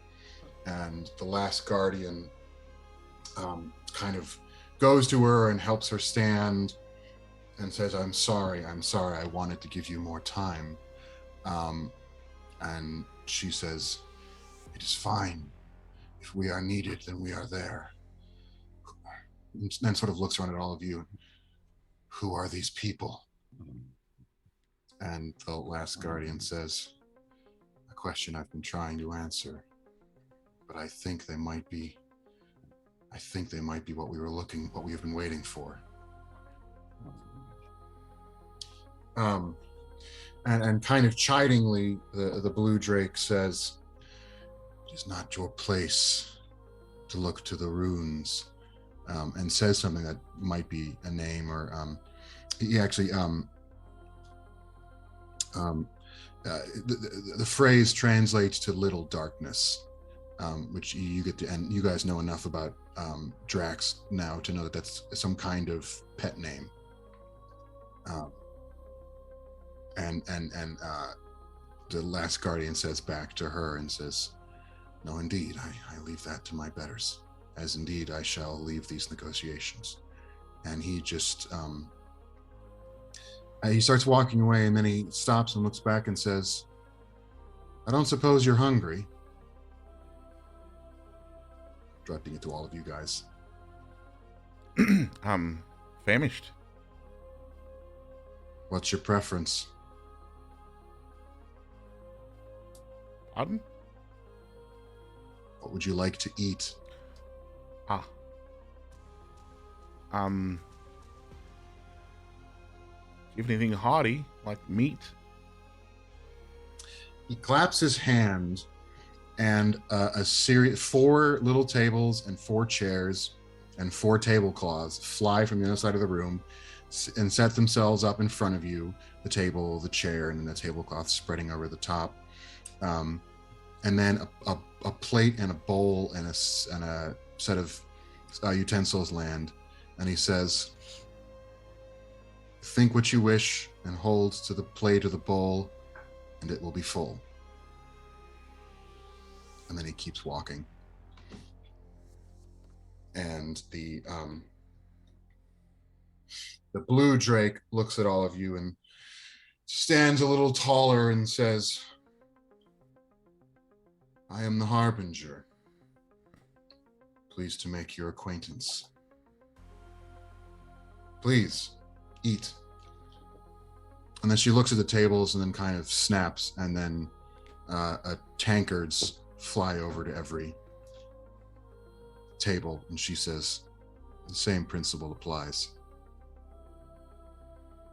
Amazing. Yellow lentil soup.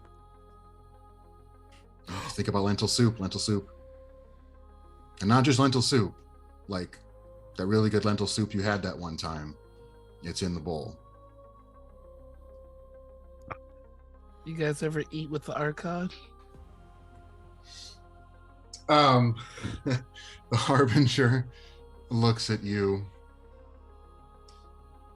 peculiar question to be asking.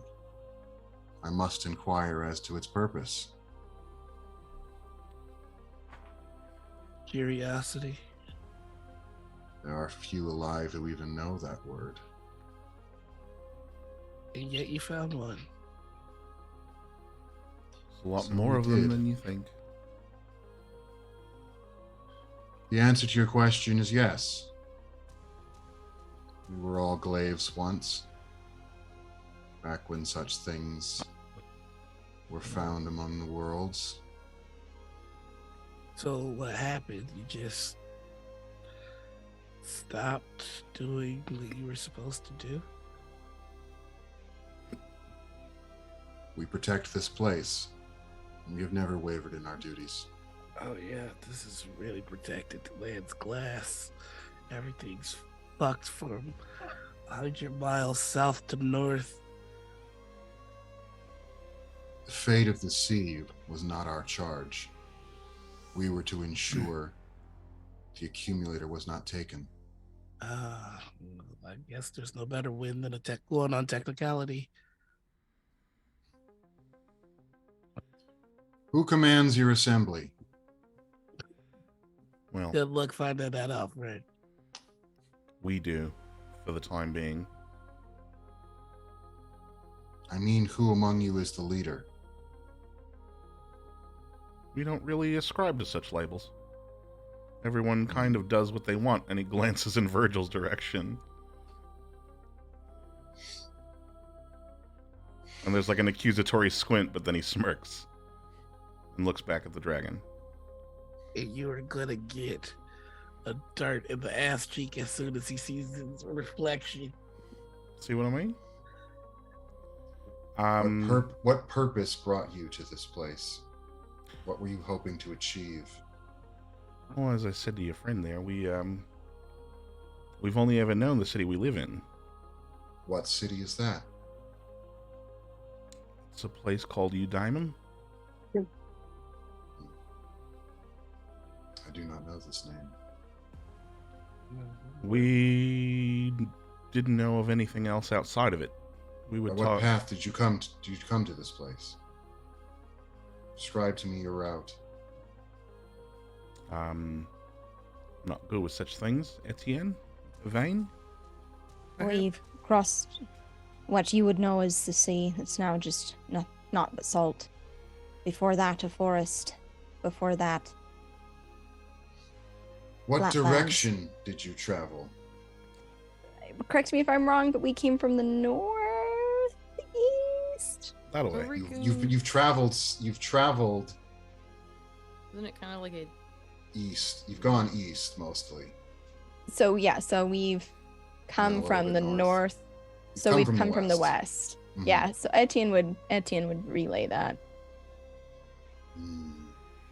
The only city of significance in that direction, used to be, was Whitefall. What was significant about it? That was the Archon's capital.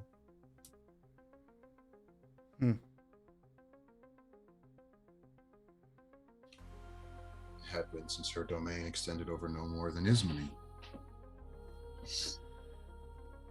Do you know?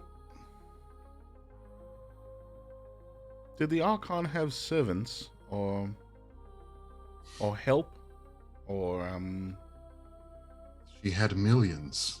You might have to be a little more specific. I'm trying. This language is new to me.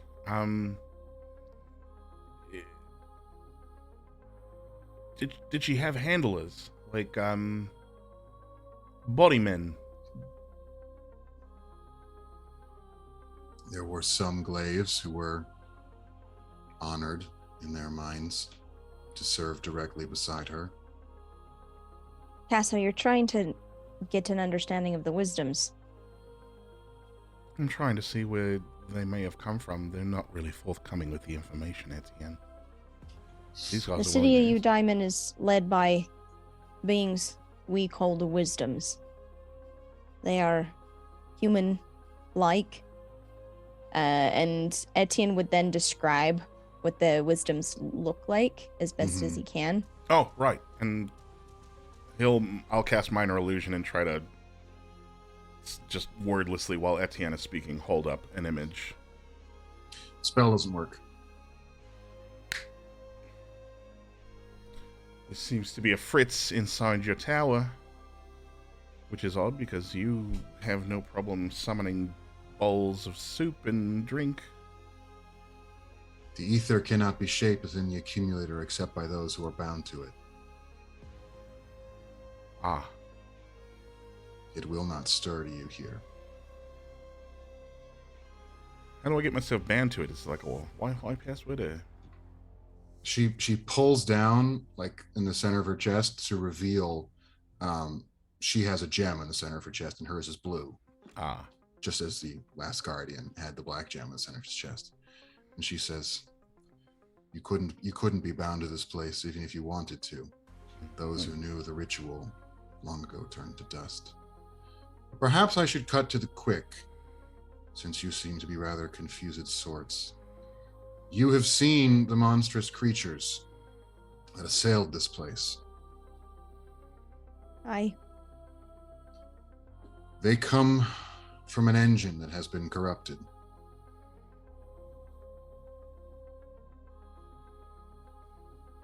She kind of stops as if she's sort of like second guessing herself, and then she says, the one who made these things must be stopped before he rains his creations upon all the worlds and makes of them his dominion. It is within our power to convey you to this engine, where you might, not to put too fine a point on it, save the worlds. Are you interested? It's not like we don't have a choice, but And also do remember that you left Blossom with them telling you needed to come here and that this is going to take you to the gardens that you were supposed to get to in the Yeah. first place. yeah. look, this is Seems kind of like what we were already here to do. Yeah. Oh, you might have said that. Understand, there's a lot we don't know, and we're very hungry for knowledge. And you seem to have a million more answers than we've ever been given. Fewer than you might suppose. More than we expected. We have not left the site of this place in, well, it is better not to count the days. So I we've been told. just have one question. Where's the Archon? She looks at you for a second, and then she doubles over laughing. Just a loud, deep cackle, as if she hasn't laughed in centuries, and then straightens up and is like wiping away her eyes. Oh. Anyone have any other questions? Well, I think at that, like, Virgil's gonna draw his bow and point it and go, I will not be ignored. Where is the Archon?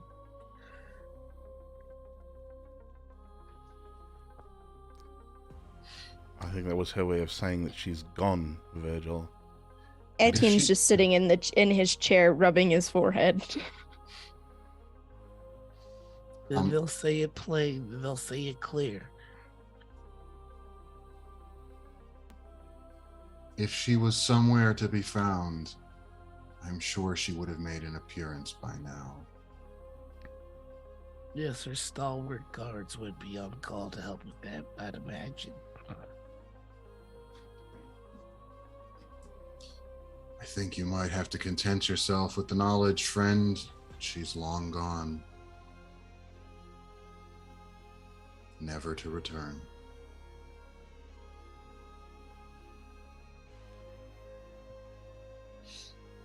But as to my query, if your purpose takes you to the engine, I will happily convey you there at present. We also since we've kind of showed our hand in everything, we're seeking 2 items as well. Describe And them. Wonder if you've seen them. We were given photos of it, or at least descriptions of the items, right? You were shown like a conjured image of the book you're trying to get. Okay. And it's just a book. You're supposed to get a book. Well, there That was a is in- sword too, right?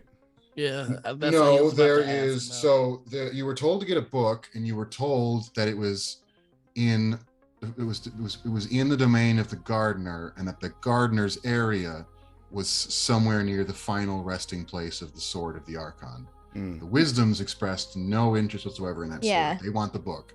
Oh, The beckoners Virgil- you ran into were all about that sword. Yeah, Virgil, did you share? I think I recall you sharing with us that you need a sword. Did you share that? I don't think he did. I think I was.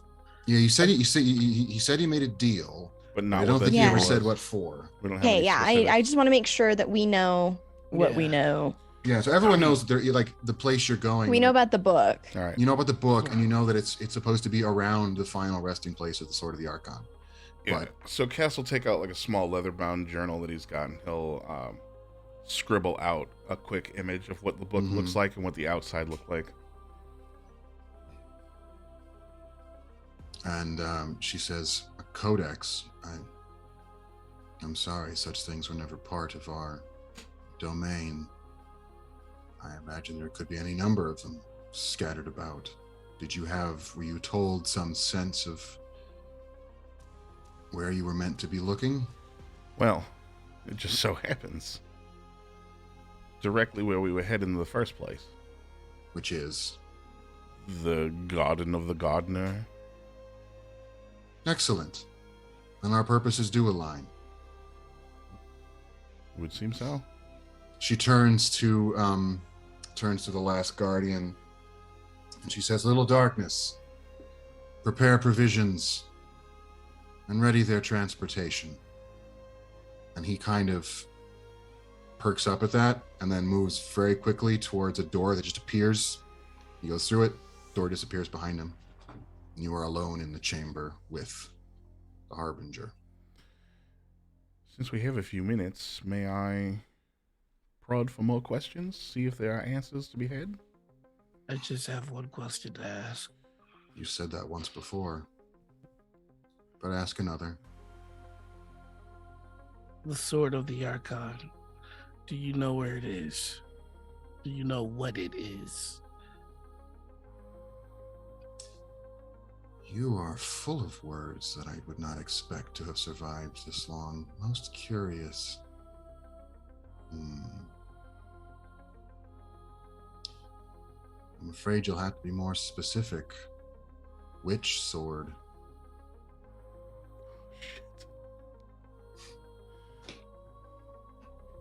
Dear God, I hate you so fucking much. I don't think it's her you're upset with, Virgil. I think you're upset to find out that the Archon wasn't the one and only special. And that The there Archon was- ruled over the worlds for quite some time. She had many swords. Every blade rusts and must eventually be replaced. One that would have been lost here. And he tries to explain where the wisdom said it would be. You think it rests within the gardens? I cannot say where she might have stashed her spent swords. Anywhere, presumably, on any of the daughters of Vicatrix, or Dido, or Minora, or any of the many engines within their spheres. You're asking for something that could be on anywhere of a truly remarkable area. She was the Archon of the Outer Worlds, after all. He's gonna walk off. I'm sorry, you said Icatrix, Didax, and whom? Vicatrix, Dido, and Minora. Dido.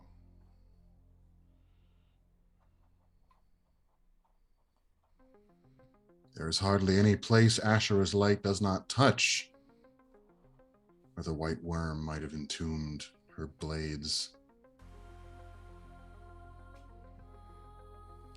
But if anything, I would expect them to be cast aside and left in a pit.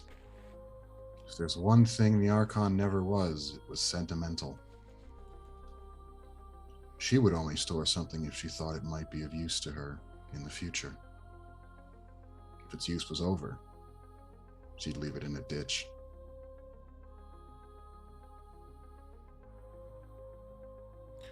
You refer to her as the White Worm, and yet you speak of her as if you have no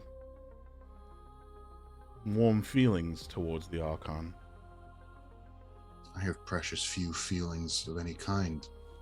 I've lived too long. I am my duty. Nothing else remains.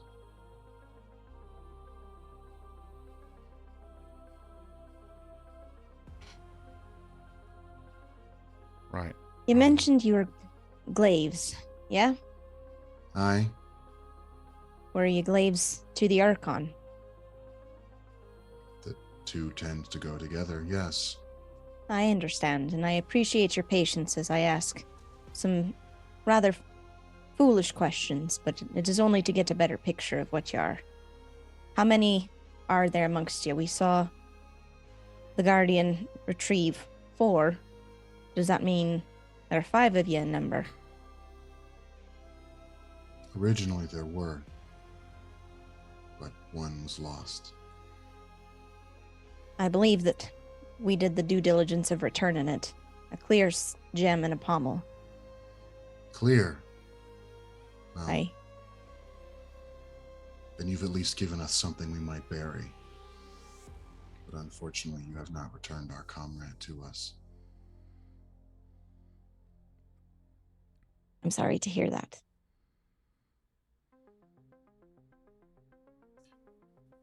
Perhaps they are the lucky one. They get to rest. Spoken like a soldier. Indeed.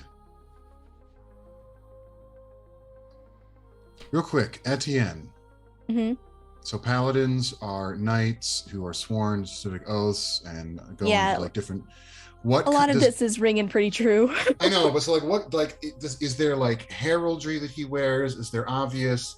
Are there markers upon him that would be indicative of belonging to that kind of tradition? Yeah, so Etienne's armor, his breastplate, is going to be emblazoned with a hawk. Okay. And he'd be all black for the red lenses. Mhm. Like he's clearly geared martially, I would Mhm. say. He does have, I'm pretty sure it's a holy he has an amulet, Mhm. his holy symbol, Mhm. that would kind of, you could catch a glimpse of it. Yeah. And then he has on his hand a ring. And all of, like, I don't think he would be attempting to hide any of these things. Yeah, so she is taking notice of the heraldry and the various markers. And she says, I suspect the glaives are something you would understand well, at least in principle. It's a fair assumption. Mayhap over the long revolutions of Ashura, the fellowship I belonged to became yours. I can't decide if that's hopeful or terribly tragic. I think there's something in the nature of things to raise up guardians. Indeed. As long as there have been walls, there has been the need for people to man them. And a price to pay. Go for it. At the side of the room, door opens and the last guardian enters. And he addresses the harbinger as Open Sky, which again, from the way it's said, you think is a kind of an affectionate nickname, and says, The conveyance has been prepared and provisioned. It's a bit, things might be a little unstable this close after a full discharge, but I think we can make it work. And the Harbinger says, did you have Alabaster examine it? And he says, Last Guardian says, I did. He concurs. It should hold. And the Harbinger says, very well. If you would all head my way, follow me. I believe there is no time to be wasted. Every moment that passes, this dark scheme nears its terrible end. We must reach the engine with all haste. Etienne's gathering up his stuff as she's saying this. I'm ready to go. I do have a question about what is to come. You see, your actions Let us discuss as we progress. Yep. 100%. Before we leave, however, sorry. I wouldn't know if you have anything. It seems like this place is a place of great magic. You guys are able to, you lot summon food from the very walls. The bounties of this place cannot go beyond it. Do you have anything that could help us out in the garden? But better weapons, something that might prepare us, knowledge of what's to come? Anything? We have given you already the knowledge that we can give, and we have provisioned you for the journey and for what awaits you, but there is no further aid we can offer. Any pills that give the history of this place so that I can swallow it and waste nary a moment more of your time? As I say, we've given the knowledge that we can. We are not workers of forges. We are keepers of watches, guardians of walls. We can only use what was given to us. We have. Fair enough. So they are going to lead you through this door. And if you try to take the bowls outside of this room or take anything from her, you physically can't. No matter what you do, the bowls and silverware and stuff will not leave this room. And no amount of, if you're in it, it would just get stuck right on the door, right before the door, and nothing could physically pull it through. So if anyone tried to be clever and a certain Virgil tried to steal some stuff, it will not work. So you leave that stuff behind and you follow them through a corridor and down a tight winding staircase. And then you pass through a high stone arch and you emerge into a deep chamber that is looks to be made of stone. It's all very smooth, it's worked stone. And up towards you kind of come up at a landing, and then there's a large staircase going down, and that's where they're directing you. And towards your left, you see a little enclosed area inside some glass, and there you see a white drake standing over something you can't see, but they are sort of reaching and touching things, and it looks like they might be pulling a lever or something. And then ahead of you, kind of only partially lit, you see that, so off towards the right is a dark tunnel heading off straight as an arrow. At the bottom of that tunnel are two iron beams running straight with wooden slats underneath them, and resting in front of you is a big hollowed out metal tube with glass windows in its side, and the interior has been made up with all sorts of furniture and beds, and there's all sorts of food packed away to one side, and it's kind of warmly lit. The place you're in is kind of cold and dark, but this looks quite inviting. And the Last Guardian was up quicker. And when he gets to the side, there are metal gateways on the side of this thing that kind of fold back and roll open, letting the way into the interior of this thing.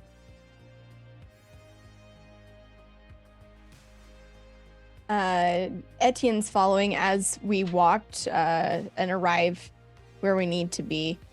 He would just mention that we have more use of 15 foot tall Chris than we do of 3 foot tall Chris, and would ask about that. The other thing, he would mention that the magic seemed, after they used the accumulator, it seemed to have had adverse effects on us as casters, understanding that these are just truly guardians, but recognizing that they have magical abilities. Etienne would have asked if there was something we should keep in mind, or a way to know when those kinds of things were going to happen. Right. So so this is why you're walking down there, and the Harbinger will say, "I apologize. We know the invocation to reduce an automaton, but not to enlarge one." Neat. And then regarding the magical disruptions, she says, "In the wake of the discharge, the ether will be quieted and quelled in the area for some time, I should think. But you will soon enough be well beyond the affected area. To reach the conveyor, you will have to travel a distance of 1,000 leagues and 10. You should reach there in, depending on the amount of power we can generate, 6 hours or so." And just to be clear, she just said you were going to go 3,000 miles in 6 hours. Yeah. Do they have a plane? So More like a train. plane train. And she says that she also would tell you that the accumulator causes all sorts of etheric disruptions. That is, it's just sort of an unavoidable consequence of its construction. And she says don't be worried. The ether cannot be created or destroyed. It is only shaped, and all such shapings are transient. It will return to its natural state in given time. And again, she says that you will before long be beyond the reach of this disruption anyway. Yeah. She does caution you that the engine is fundamentally, it works on the same principles, only on like 3 orders of magnitude bigger. So she can't say whether things will be crazy wacky up there, if it'll work as you expect, or it'll be total Yeah, I haywire. think all Etienne hears is "shit's fucked, bro," and he just kind of like takes a deep breath of like, the only way out is through. Gonna have to power through this shit, and he's that answers his questions. Okay. So they're going to try to get you onto the thing. Or it just gets on. It's nice and warm inside. It's very comfy. There's a warm meal already made and waiting. There are bottles of wine. It's been very lavishly provisioned.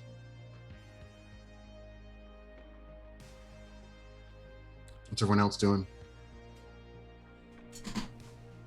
Well,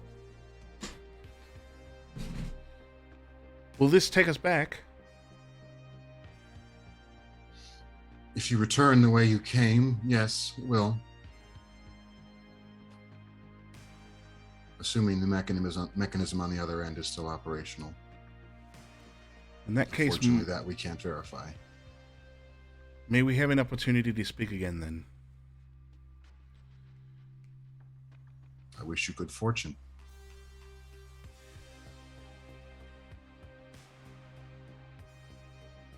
You as well.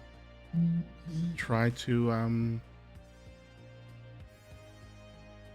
to fail in your duties. Just kind of cocks her head a little, nods, and then sort of gestures to the open door. And Cass will go in and sit somewhere inside. And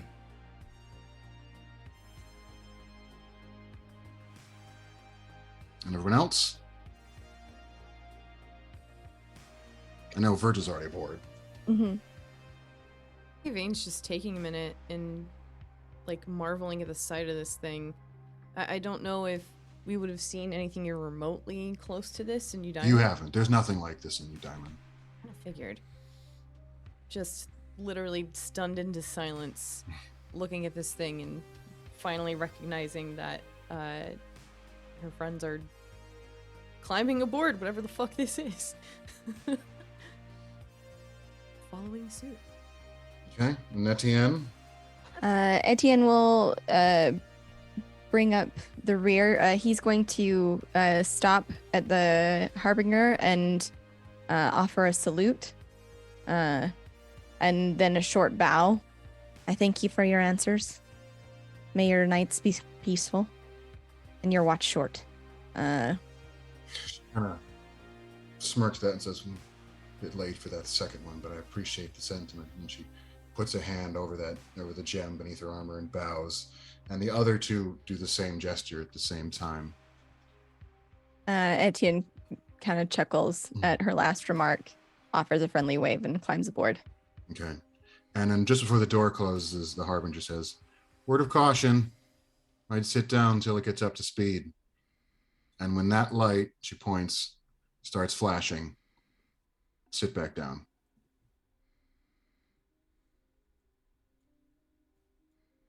And once you're aboard, the door closes. And almost immediately, it's going to start moving. And it starts Yeah, Etienne- accelerating pretty quick. Etienne ain't no big dummy. He's going to go find a place to sit and sit down.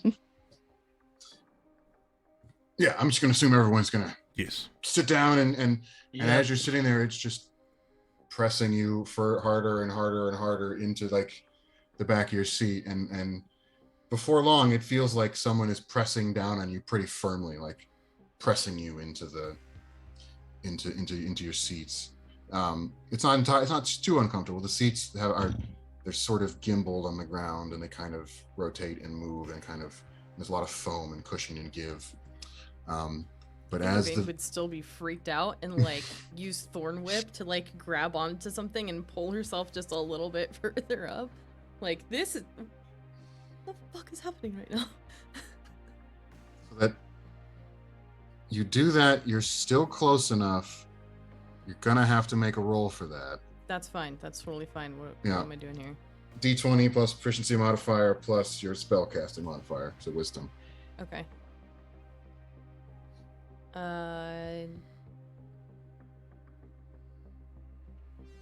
Math is hard. So 5 and 27. Okay.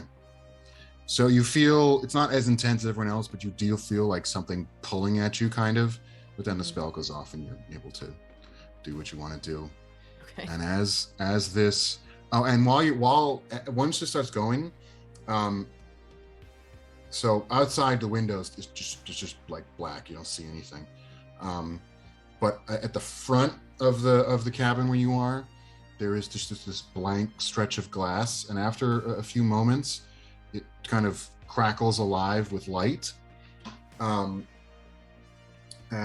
in Drax's characters, so a map appears, and you recognize it. You see, like it's an overview of the big like circle maps you've seen of all of Ismany, and you can spot Eudaimon because it's right in the middle.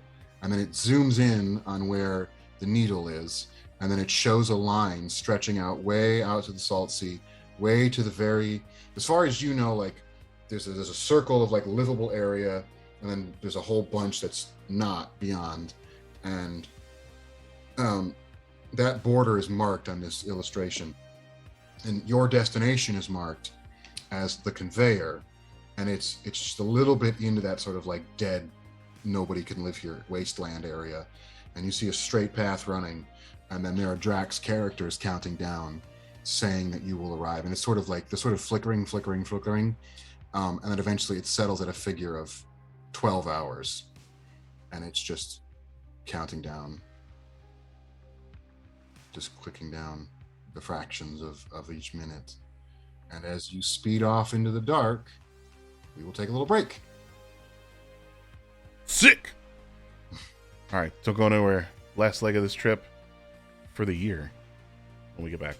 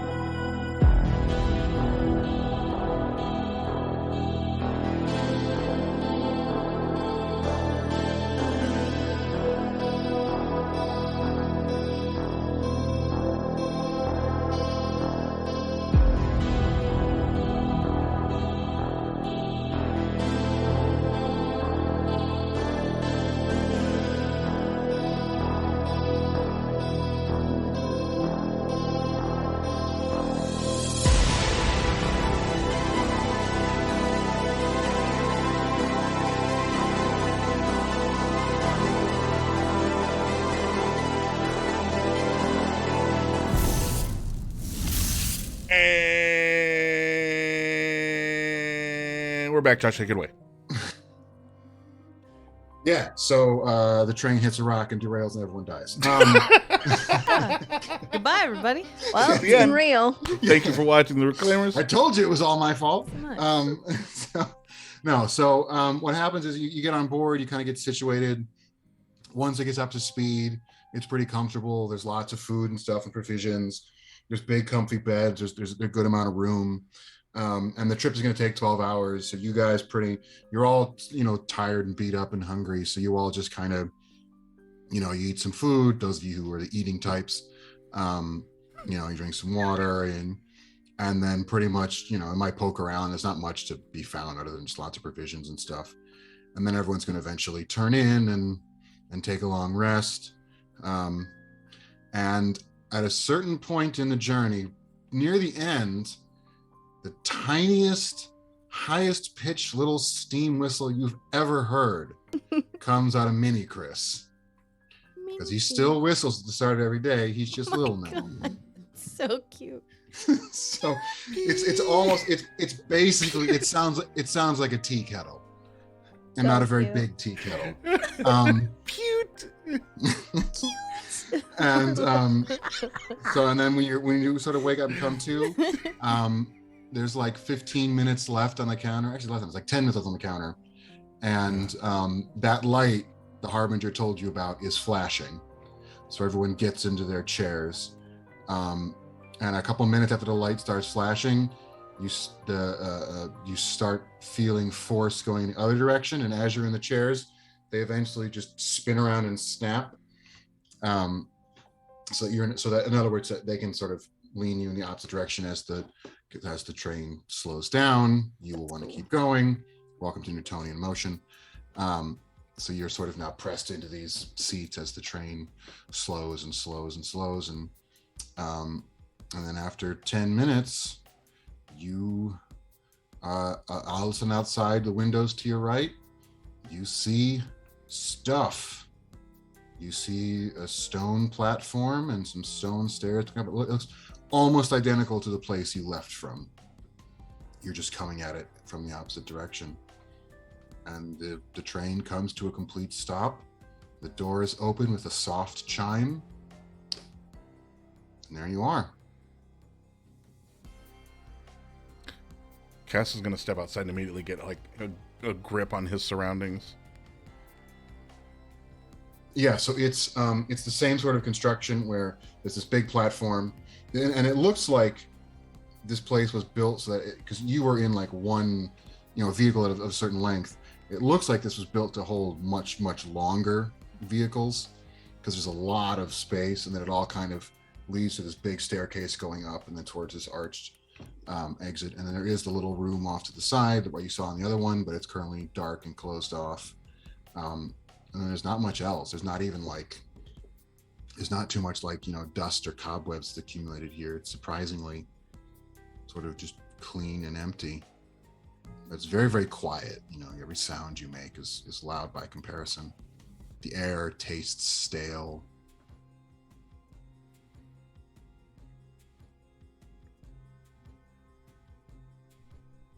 Oi! It's quite loud here. Or quiet. Not really sure. There goes the element of surprise. In Yvain's lap, Keening suddenly transforms back into a bird. Oh, And shit. it's kind of fluttering and confused for momentarily. This day just gets Sorry, better. Did I scratch you? Don't even worry about it. Hi, welcome to a vastly different place than where we last left you. She looks around and just and she says, and now you know what she's saying. She says in Drax, "Ancestor's grace," and it's clearly intoned as like sort of a curse or an exclamation. And she's looking around. She's, "Ancestor's grace! I can't believe any of this survived. What is this? Let alone still runs." Sorry? Do you know what all this is? You're acting as if you've seen this before, which I'm sure you have. Well, it's it's transportation. I don't know if it had a proper name exactly. I didn't spend much time in them. But I knew they were here. I just assumed it all would have caved in by now. But what happened with the accumulator and the explosion? That happened, and then there's just nothing. And how did you get here? Where are we? And then she looks up at the display on the display of the map, and then is that right? You're very far away, yes. We're in the garden. And she says, Rode that thing here. she says, no, you're not in the garden. How did you Ed- know to go to the conveyor? Where did you even get that idea? Gonna just sigh. We met with the final guardian. They took us inside. We met with the harbinger who gave us the task to go to a corrupted engine to undo what's been happening, churning out those horrific creatures. They put us in this vessel and sent us on our way, and now we're here. Engine. Last guardian. Oh, it makes Thank so you. much sense. Of course it's an engine. It'd have to be. We've been tasked with destroying it. What must he have done to it to Retask. produce those things? And which engine could it be? Oh, Keening, it sounds like you've familiarized yourself with a number of engines and a number of situations that could have arisen like this. there were dozens of them. There were dozens of them among the daughters of Vicatrix alone, not to say nothing of the full extent of the Archon's domain. I don't know their full... Wait a minute, you've been speaking Drax.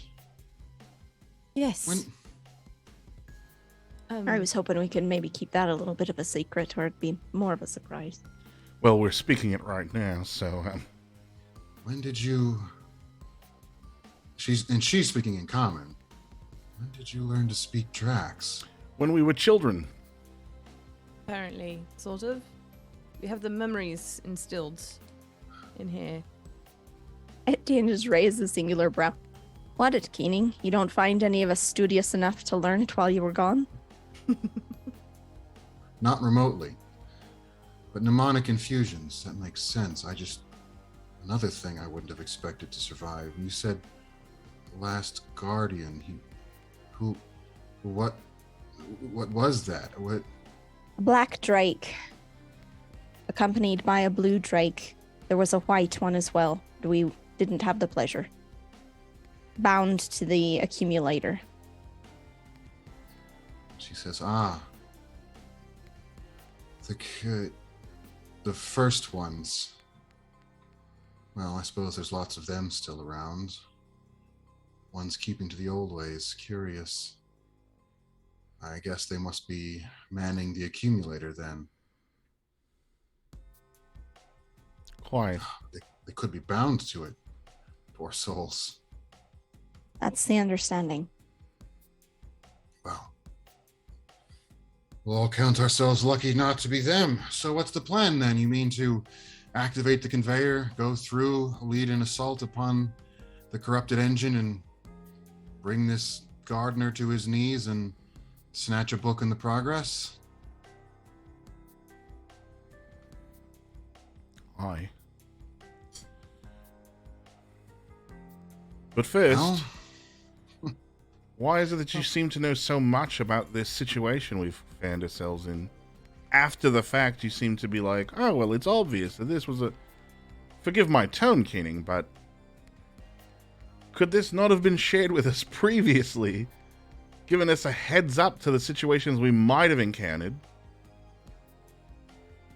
well, last I remembered, the accumulator had come into sight along with a battle at its base, and then it was clearly getting ready to discharge. I didn't think there was much of a moment while we were running for our lives to No. explain the finer points of etheric engineering. But you had plenty of time to explain those creatures we've been encountering, and now it's all of a sudden, oh, well, an engine I've makes never- sense. I've never seen creatures like that before. Whatever they are, they're new. We're told they came from a corrupted engine. Do you know what those are and how we can fix it or destroy them? Well, in theory, every engine could be. I suppose there's no reason you couldn't cause the device to overload and destroy itself. And how do we do that? Faintest idea what the consequences of that would be. Fuck the consequences for now. The consequences are we don't have to run into any more spewing monsters of vile bile and acid. The only way you're overloading an engine is from inside of one. Do you know how to get in? The conveyor, which we've arrived at. It'll just be a question of activating it and stepping through. So this is the conveyor. No, this is a station. This is a platform. The conveyor facility will be above us somewhere. I've never been to this particular conveyor. Virgil's just gonna wordlessly walk out and start heading towards the surveyor or conveyor belt. You asked what an engine is. I'm afraid I can't give you a detailed answer. They are far, far beyond my ken. But the Archon ruled an empire that encompassed several worlds. The engines were the muscles of her control. You've encountered engines of a sort in Eudaimon. Oh? Manufactories, I believe you refer to them. The engines are the same principle on a larger scale and a much, much larger power loads. They are too dangerous to be placed onto any world, so they rest above them. I don't think you'll understand until you see it for yourself. But suffice it to say, if these gardens are this engine, then the gardens are nowhere on Ismany. And you will be leaving the world of your birth behind soon enough. And headed where exactly? The simplest answer is up. I was afraid. Very, you'd go very somewhere. far up. Oh dear. From another perspective, you'll be going down. Fuck. What does that mean? We're going to another world. Our up is their down. Oh god. Oh god. Okay. Well, if we can find an orrery, it might make a little more sense. Might make less, but in any case, you won't find any answers down here. Oh, and don't bother taking any of this with you. It can't go.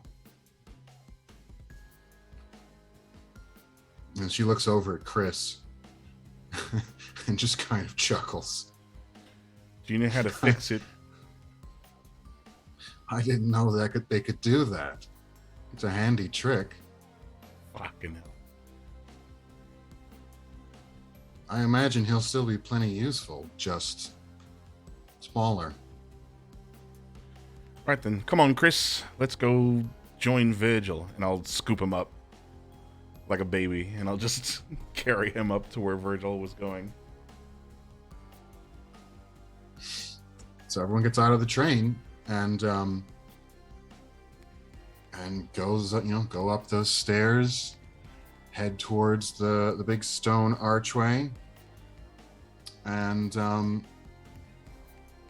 you then come into a straight hallway with just a bunch of doors, all locked, all marked with symbols you don't recognize. But Keening flies ahead, and as she's flying ahead and looking side to side, she's kind of going, no, not there, not there, not there. One point, one door she passes, she says, I hope that one's not working. And then she stops before a door. And she says, it's this one.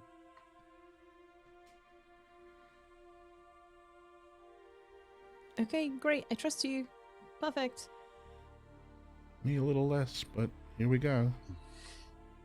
And she's just hovering in front of the door. Is there a handle on it? Can I just open it? There is no handle. I'll try to kick it open. When you kick it, the force of your kick rebounds in equal measure back into your leg, and you are knocked back and stumble backwards into the other side of the door. Okay, this is... Somebody find a lever or something. Ugh, Is there knocked over anything? hundreds of times by fucking machines. Is there anything surrounding the door that indicates that it might be something to try and help open it? Not that you can see, but Keening flies up to your shoulder and whispers. She says, make a show of it. It'll be very funny, but just push it open gently. Okay, great, perfect. We'll do exactly that as she responds in Druidic. Mhm. Yvain will like go up to the door and kind of like stretch a little bit, like crack her hands, and then get into a stance that looks like she's gonna put a lot of effort behind it, and then just lightly push it open. And the door just swings right open. Oh, fuck off! Just like that. Perfect. Look at that. And Keening flies inside, and she says the Drax word for light. And there is suddenly, poof, tons of light. And the room is revealed, and it's a big circular room. The floor is like metal grating, like almost like a subway grating, but it's like a honeycomb pattern. And the walls are this weird metal that's kind of like folded in different ways. And the ceiling of the room is this big brass dome. And then lining the outside of the room, there are 32 black metal circles that are all about 9 feet across or so. And they're all just in a row running around. They're all seemingly identical. In the very center of the room, there is a raised like metal protrusion that kind of comes to a flat top and then has a crystal globe on it. And Keening flies over to that, lands on the side, and kind of pecks at it with her beak, and then says, doesn't recognize me as alive. One of you want to come over here? Alive. All right. Well, sure.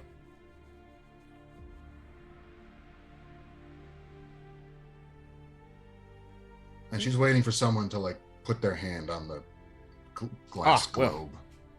You might have said She that. kind of gestures with her wing.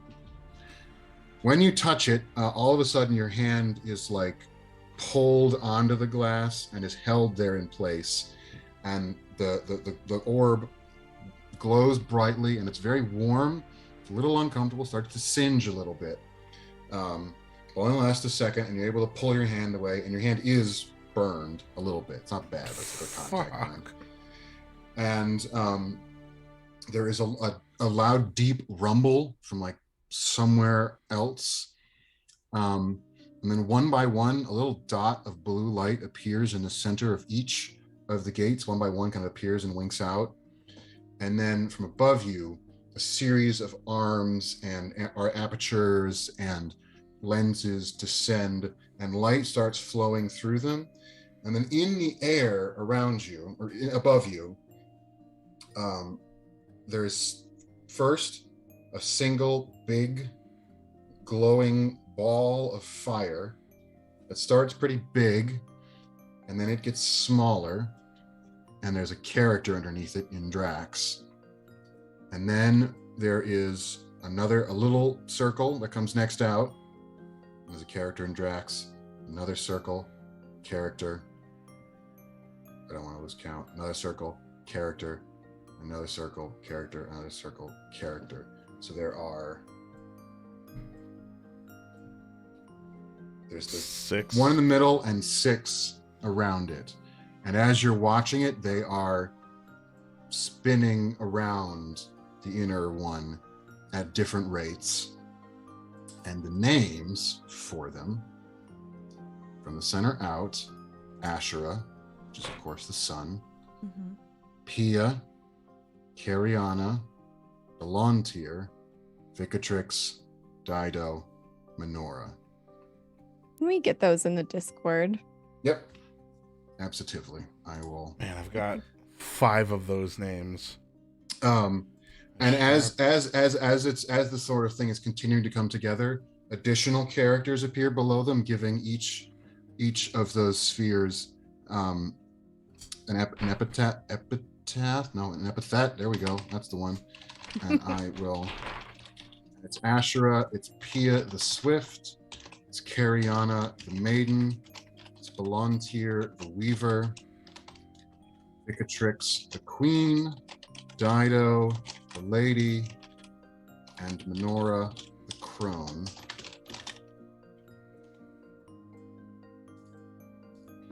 And while this is appearing, Keening is just looking at all of you and just looking utterly bemused at all of this. And any like looks of confusion or shock, she is just drinking in.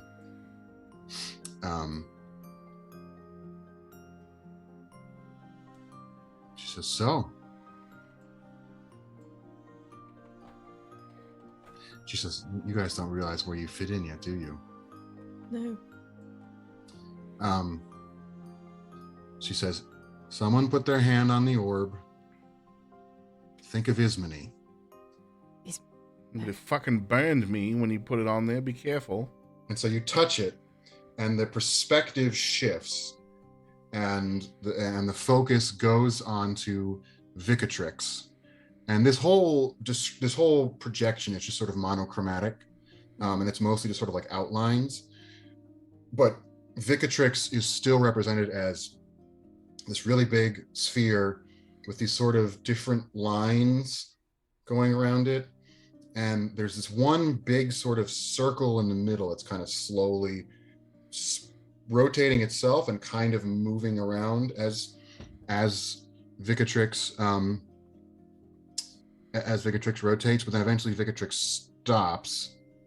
Oh, so Vicatrix is still rotating, but then 4 new spheres come into view, and they get their runes and labels. And starting from closest to farthest away from Vicatrix, they are labeled Abazagain, Inora, Ismene, and Shan, which I will also put. Thank you. And Keening says, there they are. Meet the daughters of Vicatrix. And the view gradually focuses upon Ismene. And then a series of markers around Ismene at all sorts of different places, like one's above, one's below, one's are off to the side, one is like really far away, one's a lot closer, and they're all sort of slowly revolving.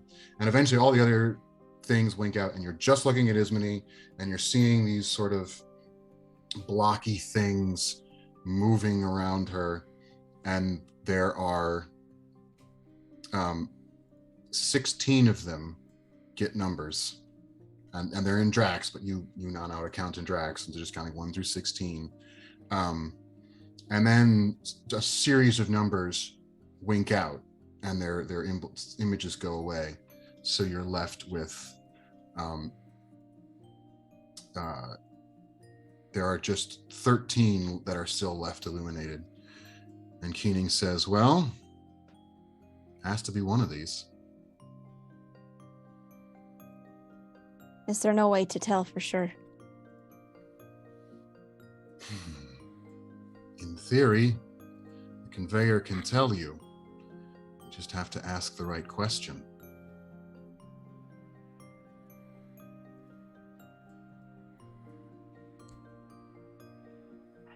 It reads your mind and tries to give you what you're looking for.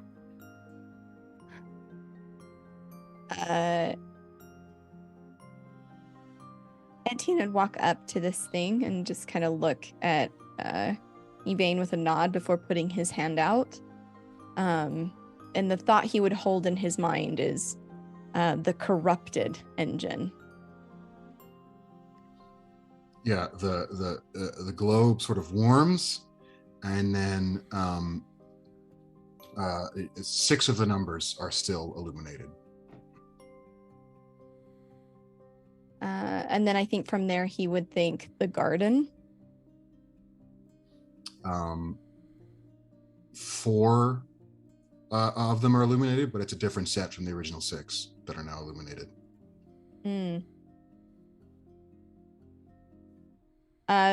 Virgil Keen- asked. I said, Virgil Keen- asked about it. He tried one more Yeah. thing. He would think the sword of the Archon. I mean, you're not wrong. that is good. Yeah. So, when you think the sword of the Archon, a symbol appears over the projection saying that symbols appear that's translated to invalid request, and then it says wrong dominion.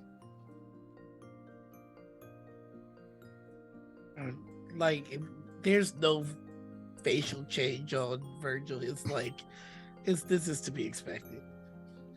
And Keening says, what were you trying to ask it? It might help if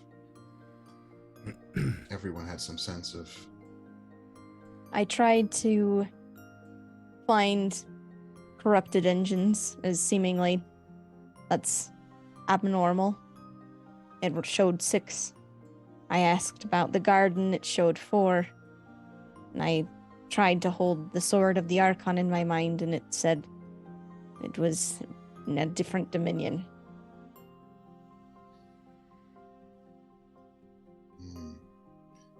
And Yvain will notice that when you say the sword of the Archon, Keening kind of stiffens.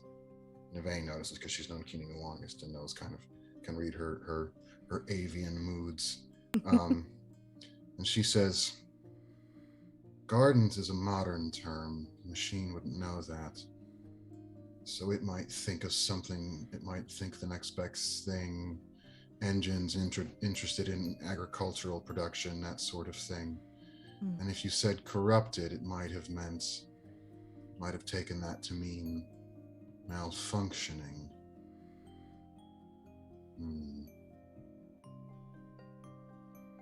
I'd like to think something at this thing if I could. Yeah, you can walk up, put your hand on it, and you can either say it to let everyone knows, or you can keep it to yourself, whatever you want to do.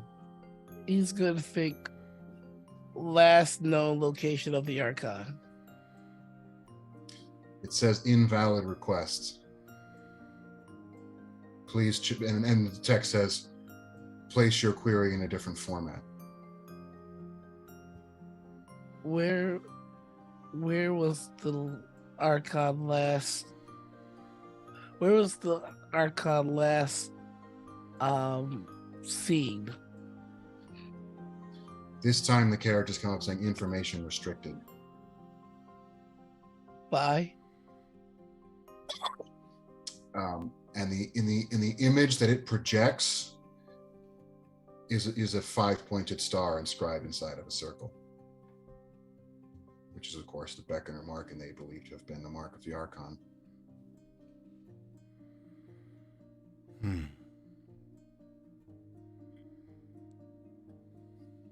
you were keeping that to yourself, right? You didn't tell everyone else what you were asking? Yep. Okay.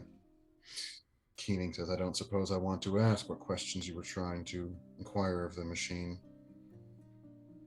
As I say, it only knows what it was programmed with."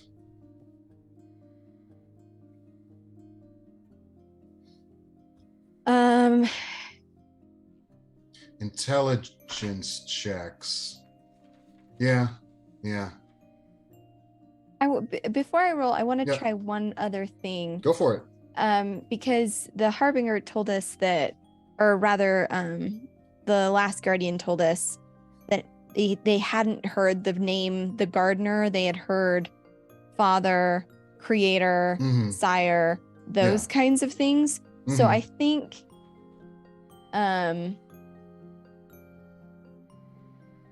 Etienne's going to, because there's multiple engines, right? Mhm. Yeah. I think he's going to hold in his mind the idea of a singular builder running an engine, and then also they sent things to Ismene, so maybe like there's like a tracking of like the last one to, and I'm using Sarah words, but the last one to transmit to Esmene.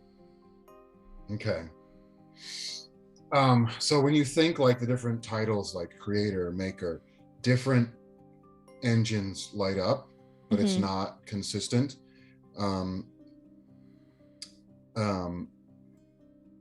And even if you say caretaker, which was the last term they said, there are 3 engines that light up when you say caretaker.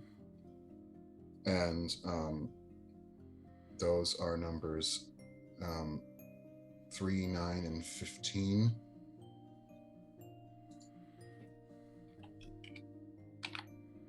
I'm going to write down. I will forget it immediately.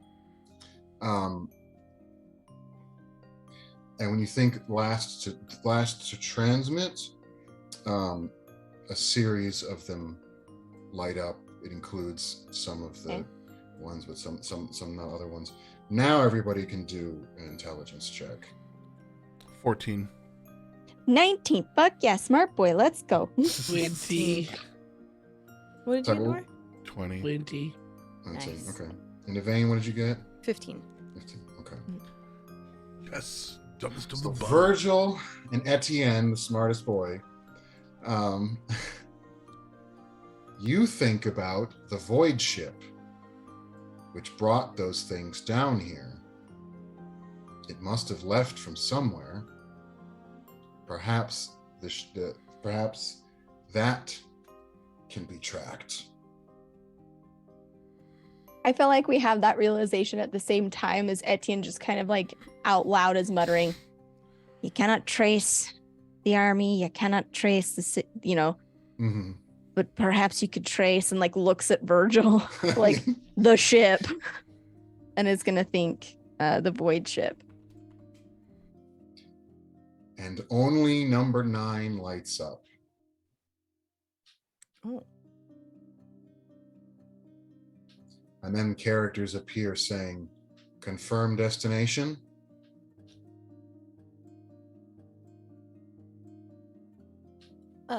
Confirm?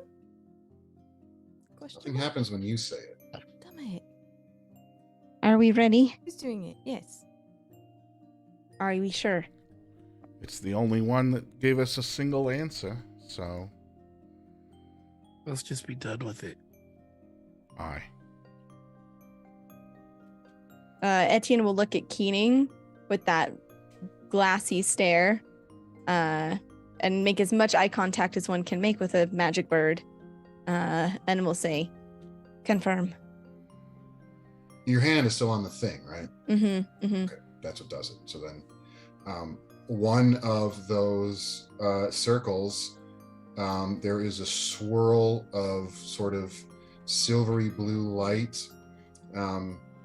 I mean, it's just straight up a Stargate. I'm not going to worry about trying to like describe it in like generic terms. It looks like a Stargate, and it's it eventually resolves to a kind of mirror-like consistency, but it does appear to be sort of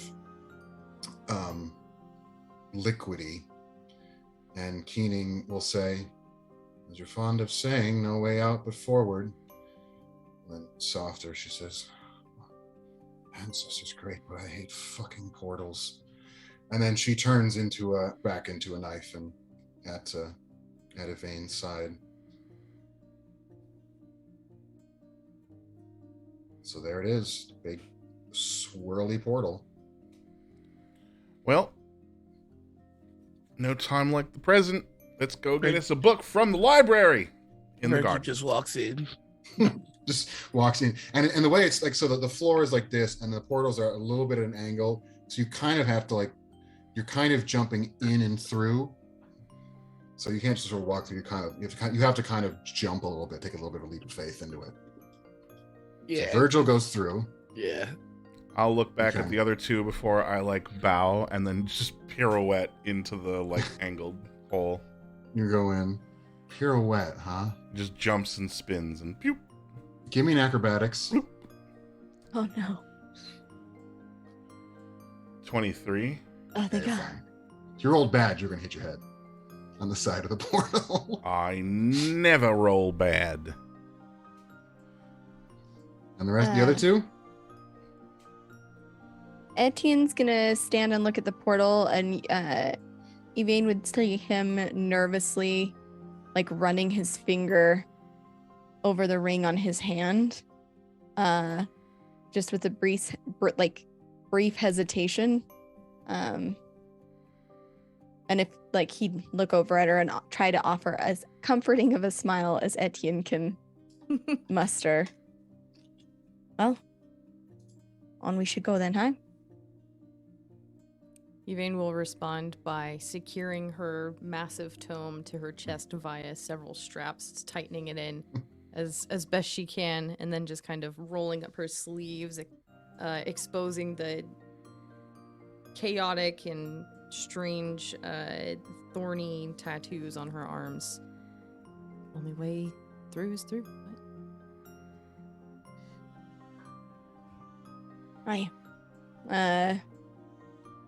And Etienne will cautiously approach the gate, Mhm. looking back at this room one more time, and plunging in and on. The only way out is through. And Yvain already went through it, so Etienne's the last. Is that right? Yeah. Okay, cool. So, here's what it's like to go through a portal. It's not super fun. Basically, you are going through a tunnel through reality itself, a thing that should not exist, and at every second, at every moment, the very fabric of reality is trying to destroy it. Yeah. So you are tumbling through, and you can't get a glimpse of what's happening. You can't get a firm hold on it. You can't even figure out what direction is up or down. At one point, something you're going down, then you suddenly snatch back a different way, and you're going another way. You very quickly feel like you're going to lose your lunch. It's not even clear that what you're breathing at the moment, even if you can breathe. But thankfully, it only lasts a few terrified seconds before you come in the same order you entered, sputtering out and fall onto a cold metal floor. And everybody is going to have to make a Constitution save Oh. when they emerge. Brother. Oh no, a 12. Oh, 8. a 13. Oh no. Yeah. What about Virgil? 11. Everybody puking.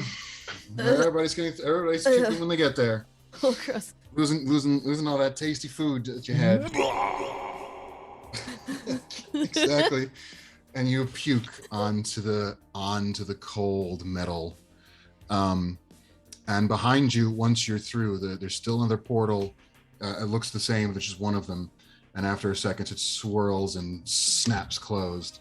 And that was sort of the most of the only light coming into this room.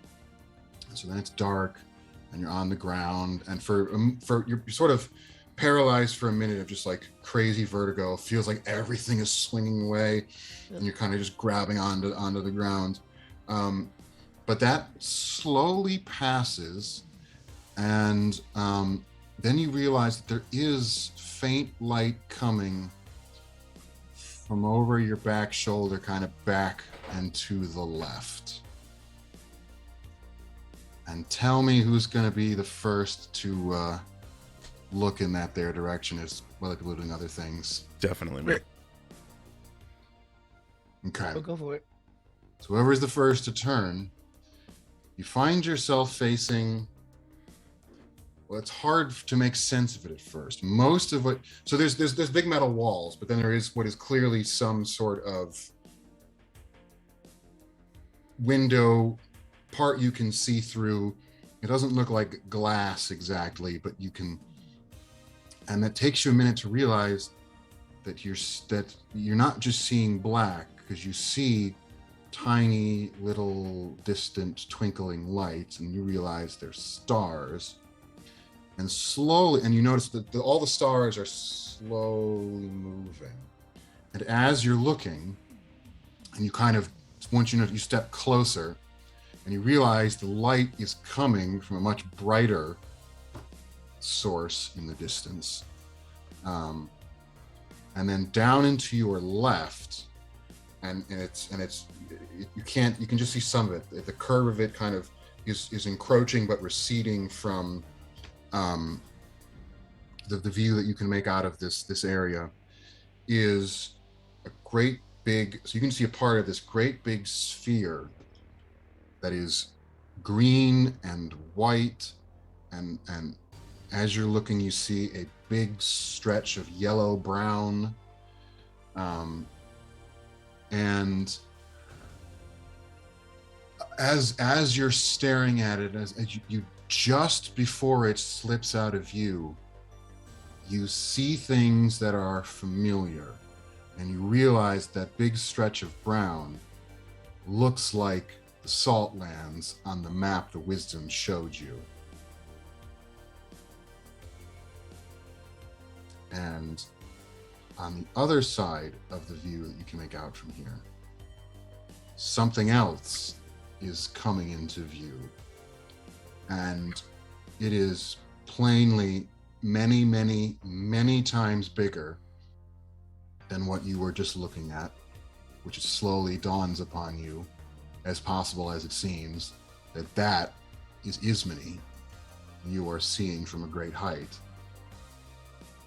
And slowly coming into view, and eventually completely, over the course of a couple of minutes, consuming the entire view, is this giant stretch of dull brown and gray with strips of white that are moving past each other.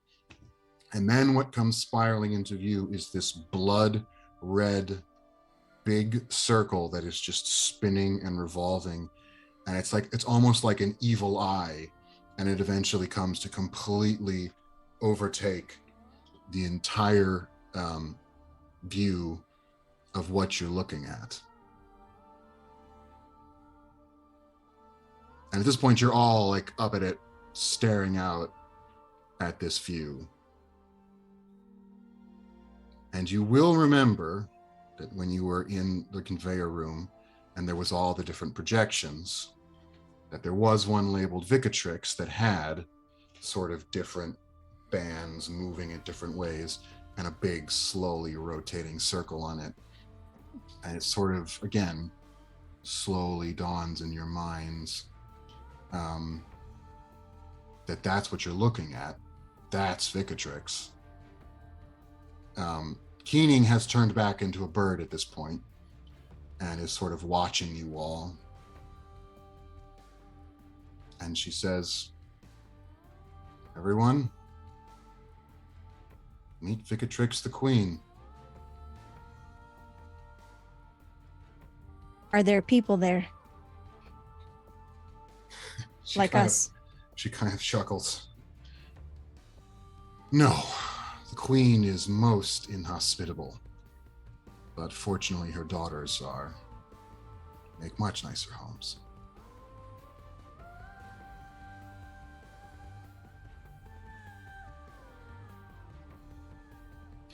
Vicatrix is just a big ball of storms and fury. There's not even solid ground to stand on.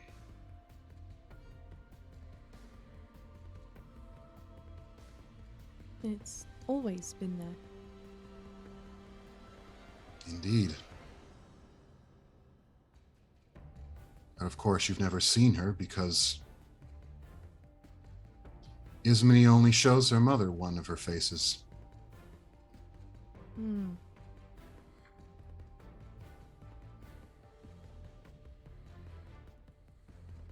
I think if it's cool, Virgil would ask what she knows about Cicadia, the last light, the white worm. The white worm. You guess Keening? No, I'm asking the queen. But that's just the planet outside the window. Yeah. So if it's not, it's hard to describe this in terms your characters would comprehend. But yeah, it is. Yeah, I mean, essentially, Gotcha. Vicatrix. Vicatrix is a gas giant, and Ismene is her tidally locked moon. Gotcha. My mistake.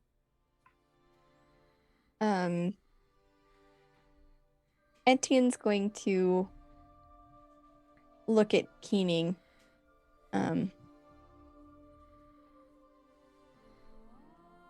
Is it possible the Wisdoms knew they'd be sending us away? This far? Divination is hardly an exact science. You saw the room with their seers. They're following the trails they have, but trusting in portents is a dangerous game. I don't think they knew the thing they sought was in the gardens. They knew the direction you had to travel. I doubt they had any concept that you would be heading to an engine. So we're many, many miles away from home, yeah? Oh, aye. Depending on which engine this is, it should be something on the order of 200,000 leagues up.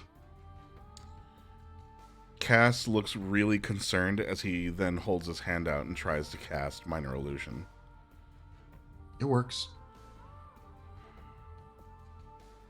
As the view continues to move and Vicatrix keeps moving by, Keening kind of goes forward and she spreads her wings and she bows. And in Drax, she said, I did not think to look upon your face ever again, and I am pleased to do so. And she actually sounds she's kind of emotional.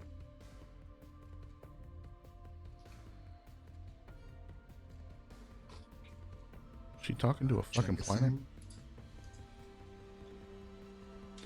Yeah, she is. So what?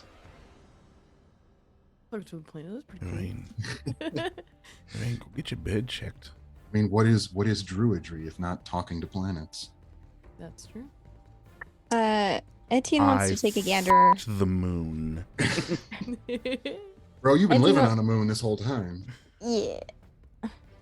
Etienne wants to take a gander around. We've arrived at our destination.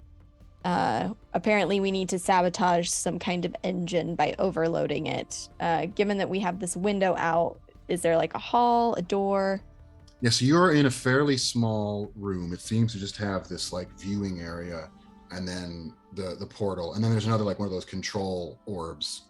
I'm definitely going to call it a control orb. In the center of the room. So Okay. It's the same basic construction, but it's much smaller because there's just this one gate. And it's this viewing area. And then there is a little door that would lead out. Yeah. Before we leave, Etienne's going to go over to that control orb and put his hand on it to make sure that it's active. So it's like try to open the portal? See if it will respond in the same way that the one below did. It remains cold to your touch and dark, and the portal does not turn on.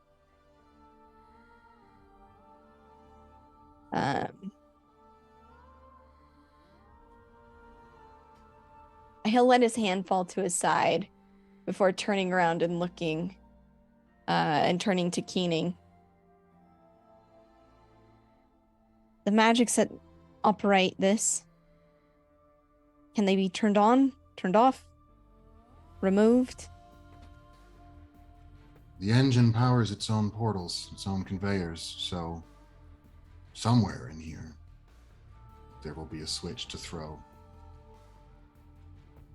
But So we'll need to destroy this after we've turned this on. well, also, you're supposed to find a book, not for nothing. The book doesn't mean anything if we can't get back with it.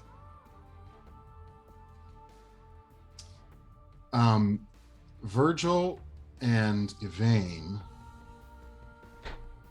hear footsteps coming from outside the door. I was also gonna ask if I could use a quick feature. What's the quick feature? Oh, to like look around, Yeah. investigate. Yeah. Oh, for sure, yeah. So you, in the process of doing that, so you'll actually hear it a little before Yvain does. So you're looking around, and there's nothing whatsoever in this place. It's just like essentially just kind of like a metal. It's like a metal oval, or just a metal oblong sphere with just like a graded floor put on the bottom, with then the control orb in the middle, and then the portal and thing. And it's just like there's nothing else. I mean, there might be like stuff that fell through the grating, 1,000 years ago or whatever. But Gotcha. but when you're over by the door, you hear footsteps outside, and a couple seconds later, Yvain hears them because she also is good at perception. I just park it next to the door with my arrow knocked. Okay, everyone's gonna see Virgil setting up. Oh, and for the record, Chris is here. We should be clear that Chris did go through the portal. As I many, was- Chris? Yep. I was still carrying him. Yeah, I don't think you can pick him up. He's probably He's only pretty 3 heavy. feet tall. He's a little baby gnome. He chunky boy. He dense. Dense. Center of gravity is low. It is. In real He's life. very heavy. Yeah. He has his own gravitational pull at this point. Oh, big boy. Hefty. Yeah, Chris, 3 foot Chris weighs like 500 pounds. Fine, fuck you. I mean, You ruin could my, not put him in. ruin you my could not dreams put of him carrying in him like a Bjorn. little baby. He could carry you. Then he will. Okay, so Virgil is by the open door. Is anyone else gonna do anything? Etienne's gonna stay. And there's basically like no cover in here. I mean, you could. Yeah, get there's behind no the orb cover. console.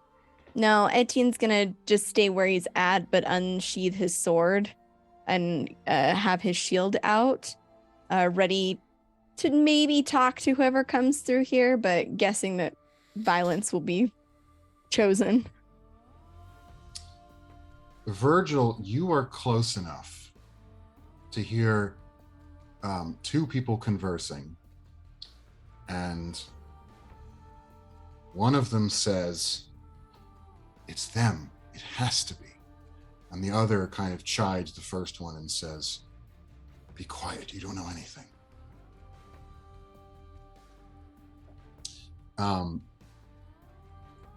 And then the footsteps stop, and someone, a female voice raises loud, says, "Whoever is in there, identify yourself and state your purpose.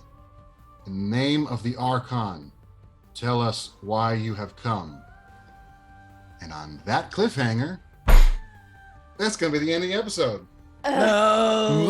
You'll have to come back next time for episode 7. The worlds are hers. Oh. Yeah, about goddamn time. Wow. So excited. So how does it feel to be in space? This is fucking nuts. We D&D. spaceship boys. Also, and if you've wondered why are the days longer on Ismini, it's because that's how long it takes Ismini to rotate. That's so fucking Because she is cool. tidally locked to Ficatrix. Oh Oh, my god. God. That's my my thing. It's very God. cool. Very cool. This is Like wild. now.